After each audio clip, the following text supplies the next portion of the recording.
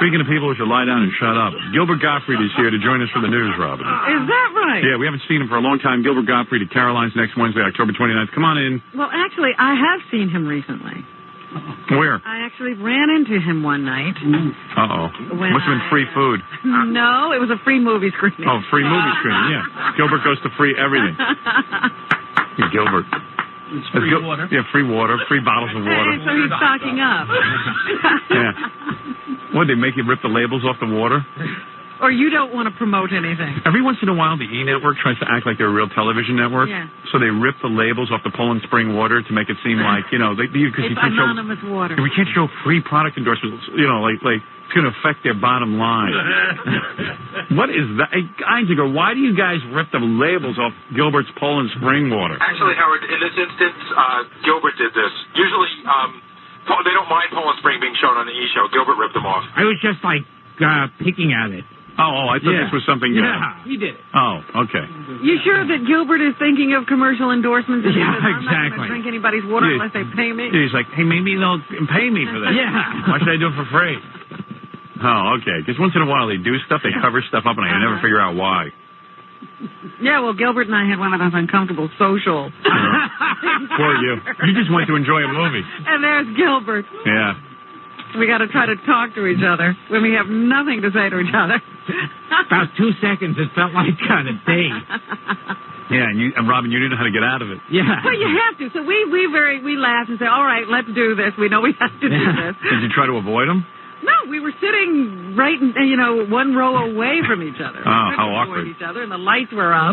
That would be my worst nightmare. Like, I go to finally to a free movie screening, and I just want to relax, and Gilbert's there, and I have to sit there and talk to him. Then about a half hour before the movie started, Robin was already going, oh, okay, well, we should sit back and watch. Yeah. Yeah. Boy, I wish that movie would come on. And you think Gilbert's an idiot, and he doesn't know that you're doing that, but he knows. They didn't even dim the lights at all. Right. Oh, I think the movie's starting now.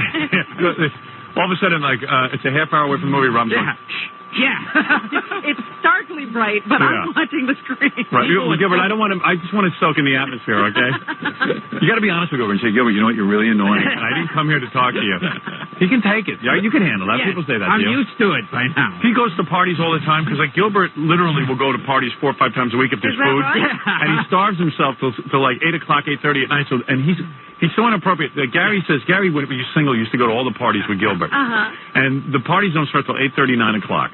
But Gilbert knows there's going to be free food. Yeah. And maybe chance that a girl will be. So I get there at 6 o'clock. Like, to him, the perfect one is a catered penthouse party. Okay. You know? That's his cup of tea. Yeah. So he goes, and you know how, there's always a buffet and stuff? And, you know how you go over and you take a few things? A nibble here, nibble. Gilbert's, the first guy online, and his plate is always way loaded. You know what I mean? Just tons of, a real meal. They don't even give you, big plates. No. So he's going to go 50 times and load up his plate. I'm with a large garbage bag. Yeah. Don't you should bring your own plates and spoons and stuff. You go to so many of these free things. You really do. You are a party kind of guy. Yes. How did you know the classic? Oh, this is the best. When me and Gilbert did the TV show, we were in Las Vegas, and it must have been 35 degrees out.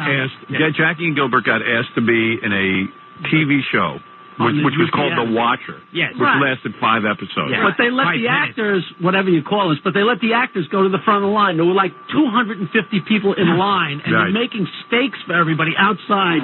Everybody's in line freezing and waiting, and we got to eat in the trailer, but they had to eat outside, too. The tables are set up. Everybody's in line. We cut to the front of the line, and Gilbert says, can I have 2? I was so and people are glaring at him. Bad enough he gets to go to the front of the line. He wants 2 steaks. Yeah. He ate maybe 1 bite out of the second one. And he didn't even eat it. Yeah. No, they could I smelled it and put it down. His eyes are bigger than his stomach. Oh, man. It's just there's so many great Gilbert stories out there. I mean, here's a couple. Here's a woman who Gilbert tried to pick up at a restaurant. Yeah? And tried to bribe her. All right, hi. Hello. Where did you meet Gilbert? At a restaurant. Your legend girl. Yes. What restaurant? In Manhattan? In Manhattan, I was the hostess. Are you good looking? Yes. Yeah. I'm sure you are. You're a hostess at a restaurant. Most hostesses are real good looking. Yeah. And did you know who Gilbert was? Yeah, I knew who he was. My brother used to do impressions of him when he was little. My brother did. Right, so you were impressed to see Gilbert there? Her brother's Fred Travelina. So physically, I'm sure Gilbert turned you off, right? kind of mean. Well, let's be honest. I mean, he's not your ideal man. Well, he was, he was a little bit older than I was. I mean, he was a lot older than I was. I mean, but there are older guys who are hot. I mean, Gilbert's not hot. He's not what you consider a hot old man. I mean, first of all, Gilbert doesn't, work out. Yes. His body's a mess. Like, Sean Connery's a hot older guy. Not really. It's not even that Gilbert even looks old. It's just that he's not attractive, right? I look more like Goldfinger. Yeah. No, he wasn't really. He's 150% Jewish, that's for sure. He's like the most Jewish-looking guy. Theodore Bickel laughs at me. Yeah. What's that lawyer, Scheckman? Oh, yes. He laughs at you. Barry Scheck. He calls me a Jew boy. Yeah, Barry Scheck was his Jew boy. Here, O.J. called him a Jew. O.J. says, my theory is the jury doesn't like him because he is what I like to call Jewish. Jewish now. Tova Felcher called me a monkey. Right. So you weren't real attracted to Gilbert, right? Not really. Right. No. So what happened? Well. Poor Gilbert. What happened? Well, he said if I gave him my phone number, he'd get me, tickets or something to see his show or see something. That's so pathetic. Yeah. Gilbert, is that a move of yours? I don't know. I just kind of felt bad, so I gave him my phone number. And then I really didn't think he'd call, but then the next day I got a phone call from him. Wow. And, Mr. Romance. Yeah. I was like, Well, that's me now. Gilbert, you're very lonely, right? Yeah. Right. No. he asked if I wanted to meet I'm here listening to two voices at once. Wait a minute. I'm trying to hear what the girl says. He called her, and then what happened? And I said I was on the other line, and I was to get back to him. And there was a number I could get back to him at, and he said, well, he'll call me back. And he called back a couple times, and I had my roommate answer the phone. Right. And then I told my brother what was going on, so he started calling and pretending he was Gilbert. Well, why didn't you speak to Gilbert? It sounded like you wanted him to call you. Why? No, it didn't. No, she apparently didn't know how not to give him the phone number. Oh, I see. And Gilbert, I think this is really interesting. Wait, I had him. Gilbert doesn't give up. Gilbert was standing in front of me, and two people from your show, not Melrose Larry Green, and someone else. A Ratso? Story and tell. And Ratso. Yeah. Oh, okay, now I get this. Yeah, evidently, now listen to this. It gets even funnier. Yeah. You know how Melrose Larry Green's retarded? Yeah. And you know how he came into $1.6 million from his mother? Right. So Ratso talks to Melrose Larry Green, okay? Ratso decides now that Melrose has $1.6 million, he's so retarded and desperate, every time he comes into town, let him take us to dinner. So Ratso tells Gilbert there's free dinner. He calls me up. Right. I know Ratso's not paying for it. Right, and we know you're infamously cheap. Yeah, so he goes, hey, good news. Melrose Larry Green's mother died. Right. Let's fleece this idiot. Are you kidding? Yeah, so now Gilbert quickly gets embalmed. He hears free meal. So now Melrose is taking the two of these wackos. These guys, rather than pay for dinner, would rather be with Melrose Larry Green. That's how wacky he gets. I heard about this dinner. Oh, and so Gilbert must have been all full of himself. The three Jewish stooges. Yes. All right, let me ask you another question here. Then. What a pathetic table. You must have looked really hot that night next to Melrose and Ratso. No wonder you got all excited. That's what I'm saying. Next to him, I'm Val Kilmer. Yeah. Gilbert next to Ratso and Melrose is Val Kilmer. He's Brad Pitt. Mo, Larry, and Moise. What is it? Another strange move that Gilbert did with this girl. Was he had her agent call. He had his agent calling her. Right. Really? And saying, hey, Gilbert's at this number. Call him now. Wow, Gilbert, you must be horny. Well, that's what I was going to say. Gilbert is well aware that, usually these girls don't want to give their number. Right. So when the girl said, is there a number I can call you at? He goes, oh, no. I'll call you back. Right. He knows he's not going to get a call. Right.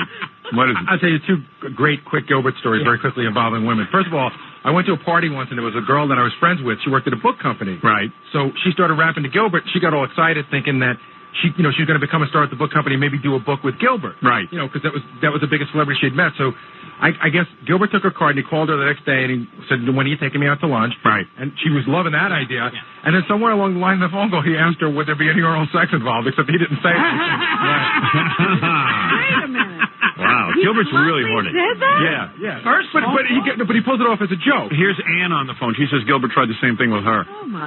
Ann? Yeah. Now, Gilbert tried the same move on you? Yeah, kind of. I just wanted to let you know that was his move, because he did the same thing with me, and... Are you a hostess? No, I was working as a demonstrator at a toy fair. At a toy fair? He's at a toy fair? What was Gilbert doing at the toy fair? He was doing some promotion for Up All Night. Oh. And, but it's the same move, like, Oh, no, this one I remember. This one you do remember? Yes, she actually kept nagging me about getting her into your movie. Oh, really? And then I took a card. I never called her, though. Right. Actually, I was asking him why he wasn't in the movie. That's a good question. He's too expensive. Yeah. The other interesting story I have, Howard, was that Gilbert took a friend of mine out on a date, but it was a lunch date for coffee. Yeah. And the bill came to like $2.12 or something. We talked about this on the air. Yeah. And Gilbert got up and went to the bathroom. Right. And the woman was sitting there waiting for Gilbert to come out, waiting. And then finally she said, I'm just going to pay this bill, but it's only $2.12. And then Gilbert came out and said, all right, let's go, and never offered to pay the bill. Wow. Maybe I'm taking What a are you, crap. what? You got all the moves. From the men's room? Exactly. How do you know when the bill has been paid? You watch? Yes. You look through the keyhole. Hey, he's a big star. Why should he have to pay? I'm looking through those slots in the men's room door, Everyone should take him out. Oh, man. Wow. Unbelievable. Hey, remember the girl? Did you know about this? Some girl called in claiming you were her father. Oh, yes. She's on the phone again. Yes, she's been calling every day. Oh, really? Calling She calls you? my agent. She calls USA. She claims you're her father. Yes, I'm her father. Well, Gilbert, it must be true. Yeah, it must be. Kim? Yeah. Now, you say Gilbert's your father? Yeah, and I just heard him, and I'm not happy about that. About what? About him joking about it. I don't think it's funny. Gilbert, have you ever taken a paternity test? Yeah, I guess I should. Yeah. How old is your daughter, Gilbert? Yeah, how old are you? 30. 30. 31. And Yeah. Gilbert, you have a child that old? Yes. Well, how old are you? I had her when I was 5 years old. Yeah. Hey, you're what? You're like about 40 or something? Oh, do you not? Oh, you don't give your age or Yeah, I'm something? one of those people. I'm going to be like Joan Collins. When Dude. I'm 90, I'll say what it's like to turn 40. Dude, you're definitely 45 or something. Everyone's figured it out. Don't hide your I age. know. But then he would have had to have had this child when he was 15. So you're saying Gilbert had a baby when he was 15? Think about a 15-year-old Gilbert getting laid. Yeah. What are the odds of that? Is that a possibility? Honey, you there? I don't appreciate also being talked over. I said he hasn't had sex. He did it through in vitro fertilization. What? What? He didn't have sex. He did it through in vitro fertilization. Well, why would Gilbert want to have a baby through in vitro? Why would he want to sell his sperm? Why would he want to sell his sperm? Well, I can understand that. My child, Gilbert. Why would I know about your sister, Marjorie, the Wicked Witch of the West, Kemp? Marjorie, the Wicked Witch of the West Kemp? I hate her. What? Because I hate her. Because you hate her. Do you actually have a sister named Marjorie? No. No. No. And where did you get the last name Kemp? I guess you don't share the same last name as your father. Oh, everyone in my family has different last names. Oh, maybe she got married. Yeah. I didn't tell you that you were supposed to call me last night. Why don't you clear this up for yourself? Wow, you have a stalker. Yes. Wow, can you imagine? Gilbert has a stalker. Yeah, it's amazing. So I never then actually met your mother. I sold her my sperm. What, like in a paper cup? Why is her level so low? It's so hard to hear her, isn't it? Yeah. Yeah. I hate these phones. So at 15, he was having in vitro fertilization or selling his sperm. No. It's a big, long story. Well, how old is Gilbert? I would say he's about 45 to 50. Last time she called, she said I was 55. So I guess I'm younger. I don't think Gilbert's 50. Yeah. That was my time. He might look it, but I don't think he is. So how did you find out I was your father?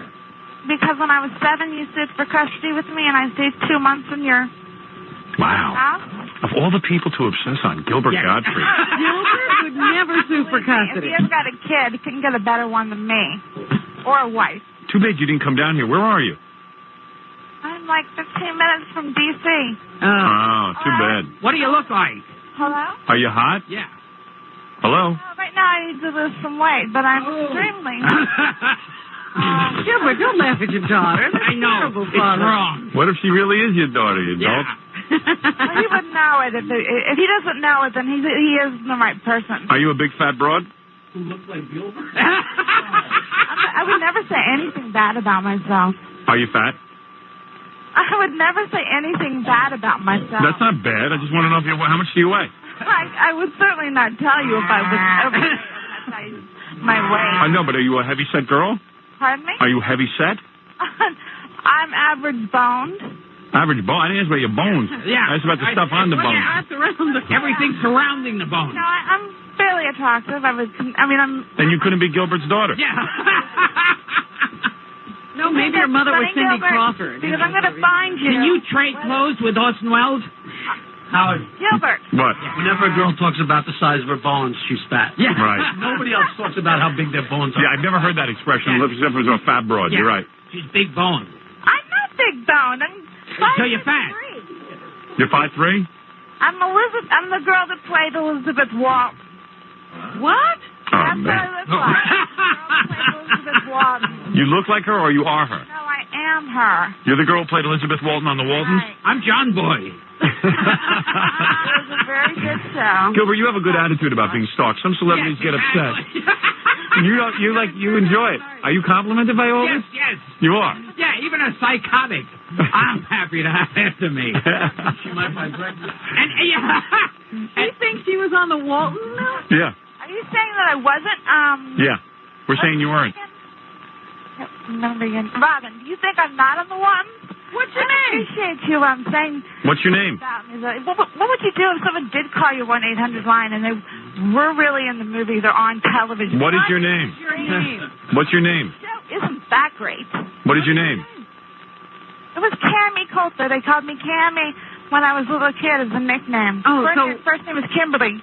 How old is she now? I don't know. This is really wacky. I can't believe we're talking to Gilbert Stalker. Yeah. Really? And then, how come I don't have one? Yeah. Isn't that great how their minds will put together facts? I know. Like, He just said, oh, they called me that when I was younger. so therefore I am her. Yeah. Well, she's obviously had a I'm not saying to Gilbert because I don't like the way this is. she's obviously had a psychotic break. Why you don't refer to him as Dad? Yes. Why don't you call him Dad? Pop. Because first of all, he really isn't my father if he'd never spent any time with me. But I want to tell Gilbert that. But weren't you over my house when you were 7? I do intend to take a couple of my friends or a couple of my relatives, and I want to come to your shows and see what you do. And I'd like you to work blue because I'd like to see your act that way. All right. So you want your father to work dirty? Hello? Hello? Hang on. She's gone. Even stalkers hang up on Does she me. call you all the time? Yes, she's been calling my agent, USA. Really? Yeah. They must all be very excited. It's funny. Yeah. Don't you laugh at celebrities who sit there and like have press conferences and they're all upset? Oh, yeah. I mean, you like it. I see you kind of enjoy it. You think it's funny, right? She calls up all night and says, I'm Gilbert's daughter. Right. You should do a show with her. Yeah, why don't you have her on the show? Here's my daughter. She was also on the Waltons. She also plays Marilyn on the Munsters. Right. Hi, Barbara, you're on the air. What did Gilbert do to you? Hello? Yes, hi. Oh, well, you remember Howard I called in like a year and a half ago? Yes. It was about the Holocaust, and now he's going to start it again. I know. I hate him so much. Oh, yes. Listen. Oh, wait a second. I remember this woman. Let me set this up. Gilbert got invited to a dinner at Amy Heckerling's house. Amy Heckerling is a famous director. She did Fast Times at Ridgemont High, and I think one of the best movies ever made, Clueless. Absolutely. And this woman also is your parents. Your parents. My parents went through the Holocaust. It was a very, very, very sad, horrible story. So she worked for Amy. Yeah, but are you sure it was that bad? Years. What? I worked 7 years for Amy. And Right. And anyway, so Which was worse? Wait, let me just tell the story. Yeah. So her job was to pick Gilbert up. Amy wanted to have a dinner with Gilbert. Yes. What was the dinner about? Ostensibly to be in a movie? Just dinner. I mean, I worked with her on Look Who's Talking Too. Oh, okay. All right. And she just likes Gilbert Yeah. to entertain her. I didn't realize Amy did Look Who's Talking too. Yeah. No, I didn't. I thought she was a great director. Kills it now. Yeah, they Yeah. does.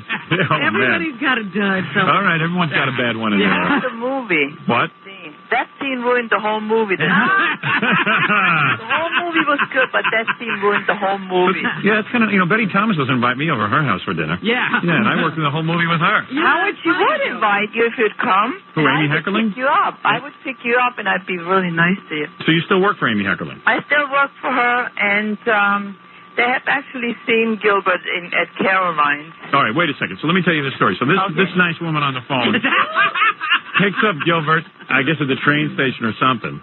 Where was this? Up in Connecticut? It was a hotel. Where was it, Connecticut or something? Oh, no, in California. Oh, in California, okay. Yeah, So, and Gilbert was at a hotel. right, and Gilbert would never buy, like, a taxi ride or something.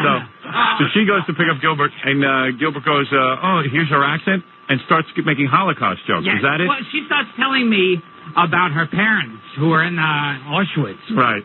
I told you not Auschwitz. I'm sorry, I mispronounced it. How do you say it? Yeah. It's Dachau and Bergen-Belsen, you full idiot. I told you that before. It's like a scene from Hogan's Heroes. So she picks up, and right away she starts telling you about the Holocaust. Yes. Yeah, so go ahead. That her parents were in the Holocaust, and I started asking her, how were they able to lose weight? I really envy them.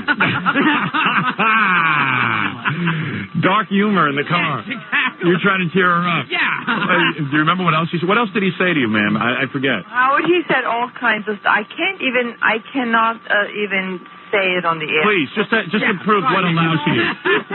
He asked me if I was afraid to take a shower. I don't even remember what horrible things he said. And I would still like to slap Amy across the face for not standing up for me and say, Gilbert, you leave my house now. Wow, I can't believe Amy didn't fire you after you said you want to slap her across the face. Yeah. I don't care. You don't? I can hear it because I'm still mad at her. Really? She says, Howard, she says Gilbert is a poor nebbish. Right. You know what a nebbish is? Like a Can your poor... parents... She pities you, Gilbert. Can your parents be buried in a Jewish cemetery because they have tattoos? That is a good question. Yeah. Jews can't be buried in a cemetery. No, they can't have tattoos. It's against the law. I don't know were why. your parents allowed to be buried in a Jewish cemetery?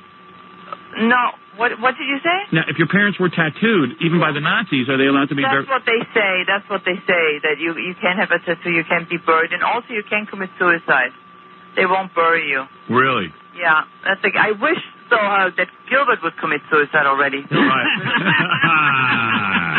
I can't stand his voice anymore. I think, you know what, Howard, after that call, everybody thought you were so funny. Right. But everybody thought that Gilbert was tasteless, and they were shocked. They called Amy, they called Neil. Right. All over. Everybody asked me, who is this guy? We've seen him before, his ugly, loud voice. So what are you telling me that now Gilbert can't visit Amy again because you would be the person in charge of picking him up, Yes. right? I would never, ever, ever pick him up. Amy doesn't. Can you pick me up in a cattle car? Amy's not inviting him anymore. Amy is not friends with him anymore, really. Is that right? Gilbert, why did you, so have you heard from Amy, Gilbert, at all? Every now and then. Yeah, I hear from her. I don't hear...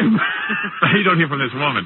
You don't hear from Amy. Don't lie. She doesn't need you for anything now. She doesn't. Now, your parents had a very hip look because they were thin. They shaved their heads.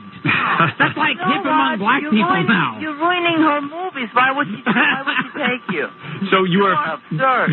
What did they eat there to get that thin? Gilbert, let me ask you something. To lose weight. See, you had no audience around you. Why did you attack this woman in a verbal way? And how long a car trip was it? Yeah, how long was it that you had to endure Gilbert? Well, it's like I'm sitting in the car and I just want to either take a nap or look out the window, and she starts telling me about her parents. So it was a little heavy, right? Yeah, it's not true, Howard. He went on and on in Amy's house while he was eating and licking that plate because he's cheaper than you even said before. Right. He's the cheapest man. He gives all the Jews a bad name. Right. Well, that's true. Yeah, that is Gilbert, true. you can't lie about that. Yeah. They hate him. They hate him. Everybody in Hollywood. Jews are anti-Semitic when they meet Gilbert. Then I was holding up the plate of food and I said, boy, I bet your parents didn't eat this good in Triple Inca.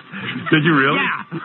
He is so unbelievable. God will punish him. And already God did punish him because where are your jobs, Gilbert? What are you doing? Well, he's going to be at Caroline's next Wednesday, October 29th. That's a good segue. Yeah. Howard, can I tell you something? Yes. Howard, and I'm happy you're not calling me ma'am anymore because I felt so old when you called me ma'am. Yes, ma'am. Howard, listen. Yes. They went to Caroline's, and Molly, the little daughter, she's 12 now. Yes. She said to me, Barbara, the opening act was much funnier than Gilbert. Really? Let's hope you have a good opening act, Gilbert. What kind of a body does Molly have now? A better one than you. You Is she developing breasts yet? Old man. Piss me off. Gilbert, you look like your appendix is still in you. Oh. No, I have it walking alongside me. So, ma'am, you say that... Oh, ma'am, call me Barbara. Barbara, you're saying you still work for Amy, the famous director. Yeah, the fish. She's great. You should be working for Lenny Riefenstahl. Did you have to drive Gilbert back to the hotel? I had to drive him back, and no, I didn't. I refused. How did Gilbert... I don't care what you do. Gilbert, how did you get home that night? He must have, I think Amy took him back. Amy drove you back? I got a ride back with Simon Wiesenthal. He said I'm driving in that direction. Right. You know, my parents died in the Holocaust. He doesn't stop. He's so, and Molly, you know the little girl Molly? She said she was hot. Has she been bad? I'd like to spank her. Hey, you know what, Gilbert? Even kids find you revolting. That's still unusual. So you're saying that, was this a good-looking woman? She sounds like she might be very good-looking, this woman. Me? Yeah. I look like kind of Grace Slick. Oh, now or back then? I swear to God, she looks like you, but with a dress. Oh, really? Yeah, that's not true. Gilbert, that's ridiculous. You look like Howard Stern? I have wild hair. I have wild black hair, but I'm very attractive. Do you look like Howard Stern in a dress? No, I don't think so. Right. She thinks she looks like Elka Summers. You just took offense, Gilbert. You said, hey, because you're Jewish, why does this woman have to now lay the whole Holocaust on you and the whole story? Like, you just wanted a nice, relaxing evening. Yeah. Like, maybe it was inappropriate, you felt. Yeah. I see. So even during dinner, you were relentless and kept up the Holocaust joke. To the point. Relentless, Howard. He did one joke after another, and I was in tears. And Amy did not defend me. Who else was at the dinner? Yeah. Just because I find this fascinating. The little daughter. Just the daughter? Yeah, and she was kind of shocked, too. And Frank was there. And Frank. She's so smart and adorable. She finds him so repulsive. Right. Adolf Eichmann was there. Right. Gilbert, you know, Amy took a photo at Caroline's with you and Molly. Molly said her hand was sweating. You touched her hand and she was sweating and she wanted to I had my hand on her ass. She wanted to run away from you. Gilbert's a pedophile. No, he's not. Yes, he is. I heard that he gets hookers all the time. Is that true? Do you get hookers? Underage hookers. Right. Yeah. Who told you he gets hookers? You're so I can't see. I have to spend money to get a hooker. Can I tell you something? I think this woman's in love with Gilbert. No, Howard. Ma'am, I'm just telling you. I think you're in love with... Howard, on the grave of my father. My sister who died, too. Everything is Holocaust with her. On the grave of everybody who died in the Holocaust. 6 million Jews. All right. I am So swearing because of the 6 million, you won't go to bed with me? I swear to you, I would be dead if I had to sleep with This is why the 6 million died. Why? So this woman won't have to sleep with me. My heart would stop. Gilbert, if you laid on top of me, my heart would stop. Like Dracula. Oh, my goodness. I would sleep with anybody but Gilbert. Anybody. What is it like to be Gilbert and have women constantly, like, tell you not only that not rejecting you, but, like, repulsed by you? Would you sleep with an SS officer? I think before I slept with you, I would. Yeah. You would? I would close my eyes. Yeah, but he could give her freedom. I would close my eyes. You would sleep. My eyes. You would sleep with a if you had to sleep with either a Nazi or Gilbert Gottfried. Nazi. You would sleep with a Nazi. Nazi over Gilbert? Right. Well, he could slip her more bread. Right. I couldn't bear it. He's like, Howard is surreal. If you had to sleep with either Gilbert or an AIDS patient, who would you sleep with? You're going too far. Well, we're just trying to determine. We're just trying to determine how repulsed you are by Gilbert. If you could either sleep with me or ride with Princess Di, which would you do? Horrible. See, now people will hate you even more, too. You did this to me, now you're doing this with Princess Di. People are already hating you all over America. Well, ma'am, you've had a horrible experience. Your family was killed by the Holocaust, and Gilbert, you just tried to open up to him. You tried to open... You know, Howard, you know how many times I've talked to really important people in Hollywood, like Amy's friends, like really important people, producers, everybody has been so nice. He was the only one who But do you tell everybody the Holocaust? People ask me where you're from, you know, it's like entertaining. Yeah, so when you tell them where you're from, you tell them you're from the Holocaust? Yeah, you say I'm from Auschwitz. I'm not from the Holocaust, Howard. I'm too young for that. I'm not from the Holocaust. But my parents went through it, and all my grandparents were killed, and my cousins. Can't you just say you're from Germany and leave it that? No, I can't. Howard, I somehow have to tell it. I don't know. I see. It's like, you know. Well, you got to expect any kind of reaction then. Right. No, but nobody would say something like that. I see. Like, who are some of the famous people you've actually got to spend time with as a result of working for Amy Heckerling, the great director? Oh, I'm not spending. But you know what I mean. Being on the set, John Travolta, that look who's talking to. And you told John Travolta your Holocaust story, and he was very... No, he didn't. And he danced to it. Told my Holocaust story. Who? A little bit. Henry Winkler. Henry Winkler. He is the sweetest guy in the whole wide world. And when you told him... Did he give you the thumbs up and go, hey? Hey, that's a good story. Hey, Cunningham. He was so nice. Oh, God. Did you tell Donnie Most the story? Who? Donnie Most? Gilbert, people were in shock when you did that on Howard's show. They couldn't believe it. Who called you? This man must... Did you tell Laverne and Shirley the Holocaust story? Come on. People said you should be in a mental hospital. Isn't Gilbert, like, you think, you know, like Gilbert's just wacky for the show or something, and then when he gets off the air, he's like normal? He's not. That's what I love about the story. Yeah, it's great. There was no audience. People said, we can't understand how Howard Stern can love Gilbert so much. They don't understand. Oh, I don't love him. I'm repulsed by him. You like him a lot. But, you know, just imagine, not only does he do it in the car, he continues throughout the dinner. Yeah, I mean, throughout the dinner with a 12-year-old in the room. Because you know Gilbert's trying to impress the 12-year-old. Probably wants it. I think I had a shot with her. I cannot stand Gilbert. He thinks he's the imbecile. He's like something. So, she let me give her a bath? Was Amy upset during the dinner that Gilbert was goofing on your home? Amy's like in that. I told Amy I'm going to quit my job. Really? I said, Amy, I'm so disappointed in you. How can you be, like... Didn't you try to get... laughing? She thinks, and, I said, Amy, I was waiting for you to defend me because I would have jumped on him and killed him. I heard she hit on Amy for more money because I was insulting her on the Holocaust. And she gave me more money. Yes, she gave her more money. Right. So you're using the Holocaust to get more money. Oh, Gilbert. Gilbert, you don't even know what you're doing to yourself, to your career. You're killing yourself. You have nothing. Yeah. The whole table's hysterical in this one. Right. Well, listen, I understand your horror and shame. And you know what? People said Howard was so nice. Of course. I mean, Gilbert is insensitive. Deutschland, nobody. What did you know about Howard? Yes. I still have nightmares about it. I swear to God, I still have nightmares about this. How hard drive with Gilbert? She doesn't have nightmares about the Holocaust. She has nightmares about me. No, she's talking about the Holocaust. Yes. You have nightmares about the Holocaust? And you tried to say to Gilbert, reach out to him because he's a Jew. Howard, yes. Howard, I don't want pity or anything like that, but I just want to say another thing. After my father survived and everything with 80 pounds, yes. 20 years later, he got killed in a car accident with my little sister. So my life was really not that easy. So I don't need a clown like Gilbert laughing. Gilbert, who never had one tragedy in his whole life but himself. Have you ever looked at my penis? But let's face it, I mean, it's kind of heavy to pick someone up and lay this all on them. I wouldn't lay that on a normal person. Right. I am very sensitive and nice to guys. Right. And you picked out Gilbert? Because you know what? He pretended that he was really, sympathetic, Yeah. Well, all right. You know what? When he looks empathetic, it's just gas. I think so, too. That's right. I tried to pick her up by promising to get her into the Holocaust Museum. No, and Howard, I told you that Amy had to reimburse him for the taxi cab. Wow.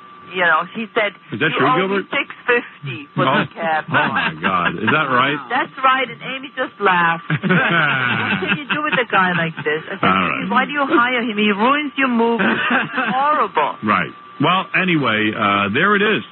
There it is. Another horrible story about Gilbert. And they keep rolling in. But maybe you can get Amy. This is like the Jerry Lewis telethon. Maybe you want to... Hey, listen to this. You want Amy on your show? Amy, we would love to have on. Yeah, Amy likes you now because you've been so, Well, come on. You said good things about her, and she makes great movies. Yeah, you're sweet, Howard, and she will come on. I told her, Amy, for me, you got to go on, Howard. Come on, and we'll talk about the Holocaust. She looks really great. Could you do one thing for me before you go? What is that? Could you go, Hogan? What was that? I can't even understand. It's so pathetic. Hogan. And you're not funny on anything. You're not funny on the news. You're just annoying. You're horrible as a vampire. Horrible. He's awful as everything. Oh, you can't critique Gilbert's vampire. Yeah. No, yes, I can. Please, Gilbert, I beg you. He was insecure. He was just sitting there like a fool. You did the whole thing. Here is the vampire. He was awful. I had to turn off the TV. Children of the night. But before I go, I want to say one thing, Howard. That's not even about Gilbert. Please, Miss Holocaust woman. I think the blood of the Holocaust woman. Oh, German woman. Please, I bite the neck. I don't think the German woman. Thing is, he just wants funny scene. You know what?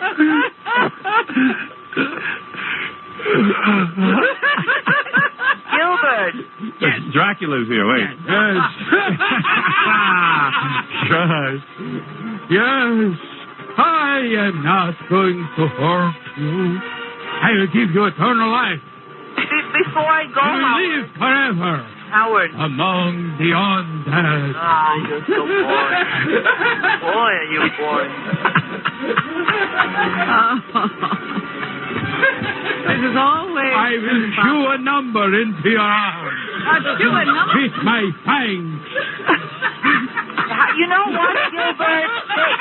How can I say something? Shave your head. Gilbert, you are really with my teeth. Gilbert, they should have left.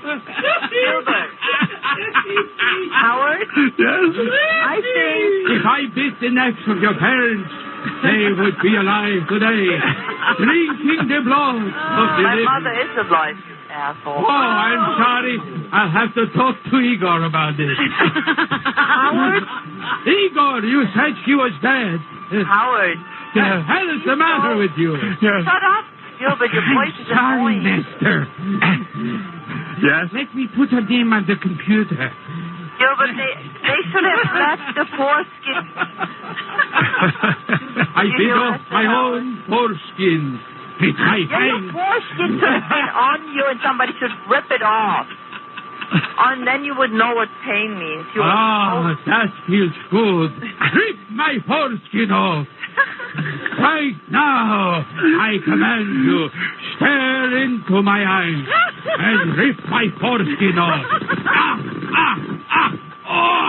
Boy, that's good. You're anti-Semitic. You're the most anti-Semitic Jew I've ever seen. He's an anti-Semite, you're right. He gives Jews a bad name. Everybody was... Igor is a Jew. He stands crooked. And his yarmulke keeps falling off.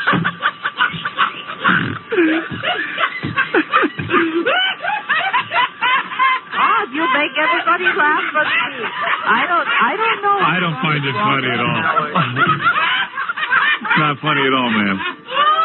I don't understand Robin and Howard. Robin is I'm laughing at Howard. Howard's crying. He's laughing. I'm crying because of the 6 million people who died in Germany. But especially Robin is so sensitive, you know. Right. I don't understand. She's outrageous. I told you I wasn't laughing at Gilbert. Gilbert is never childish. Gilbert. Gilbert is childish. He's like he's the... She felt sympathy because she was in slavery. He understands. I would like to bite her on her black neck and her blacker kloogie. I want to bite her black kloogie. Stare into my eyes. I bite your kloogie. All right. Before I He did this the whole night at Amy Heckerling's house? Pardon? He did this the whole night at Amy Heckerling? He spent like 2.5 hours there. I like Jewish blood. There is a hint of gefilte. You know what's funny to me is she was heckled at Amy Heckerling. I know. Yeah, he can make Jewish jokes about gefilte. That could be her autobiography. Gilbert, are you saying that the only reason that you did all these Jewish jokes is because it was inappropriate that she bring up the Holocaust? Yes, I thought it was really inappropriate. Right.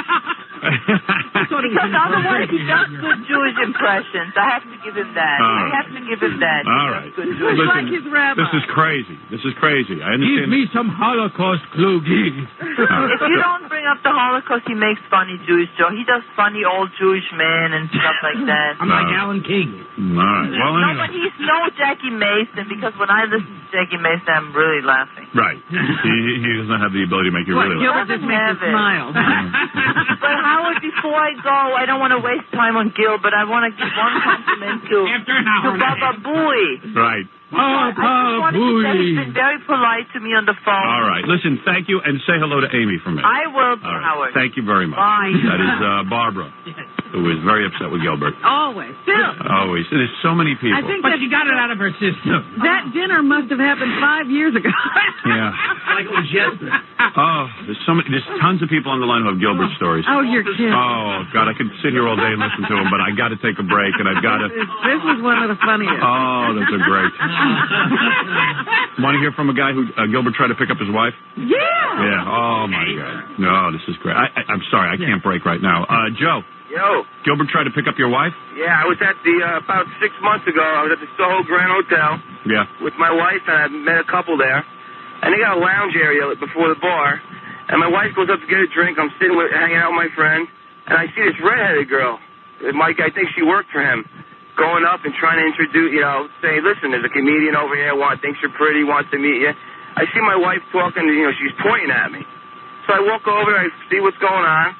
I look over, and it's Gilbert, having someone trying to pick up my wife for him. Wow. Wow, Gilbert is people? What do you do? You don't buy that one. This one I don't buy at all. Oh, boy, actually, and in a bar at the same time. What bar was this? What? What bar was this? The Soho Grand Hotel, the bar upstairs.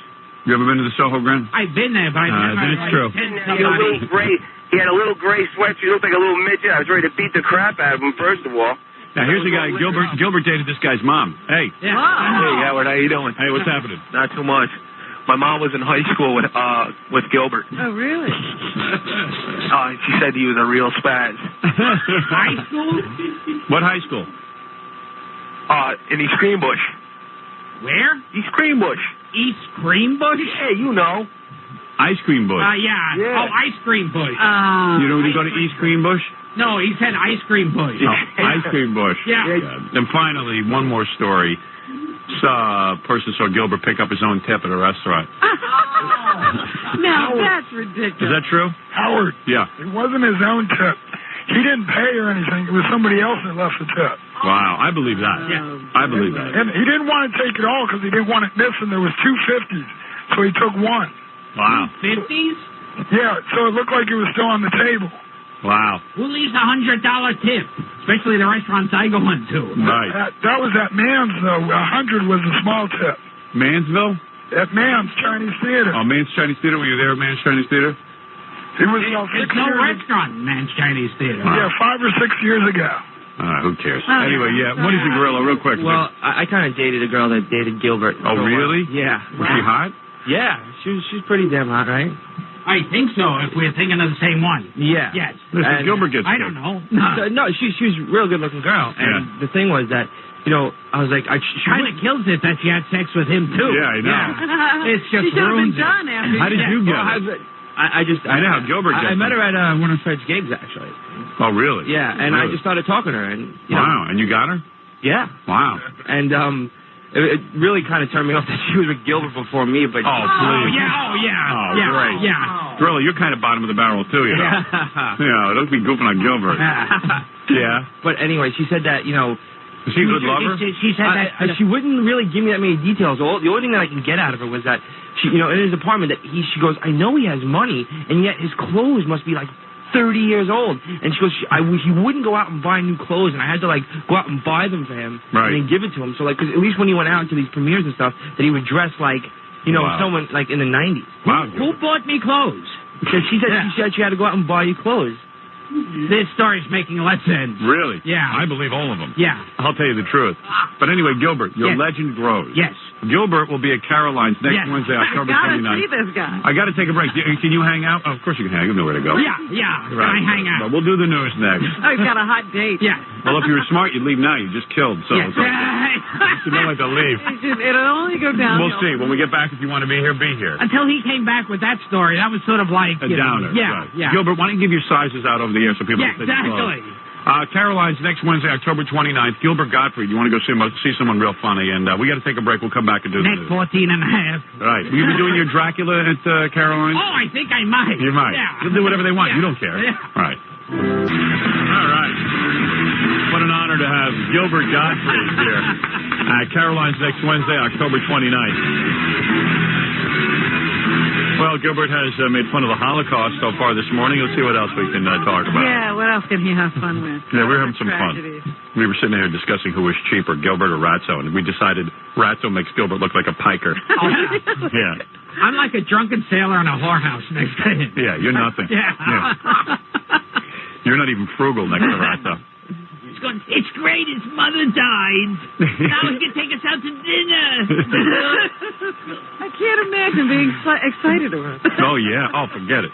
That makes Ratso's year. The fact that he fleeced a retard. It's like he discovered gold. Right. Free money.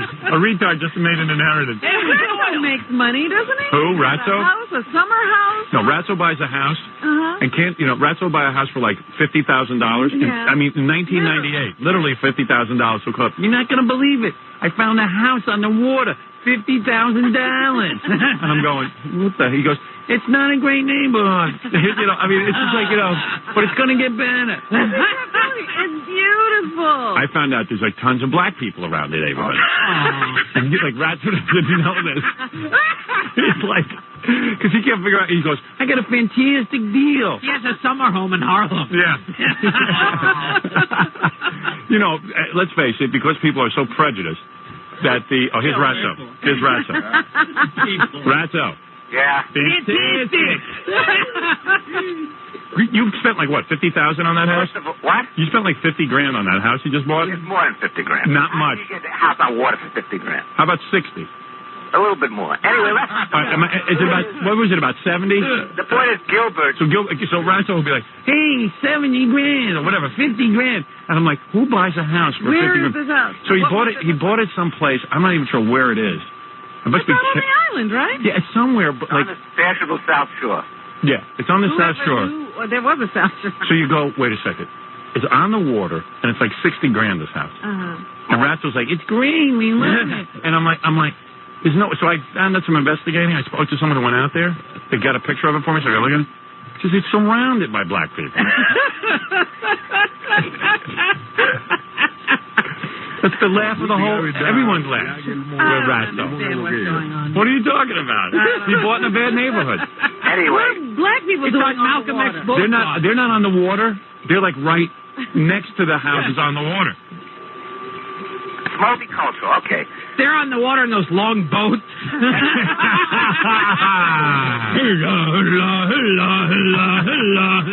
They're pushing Ratso into the sea. Ratso's like Tarzan. Oh, dear. What, Ratso? I can't hear you.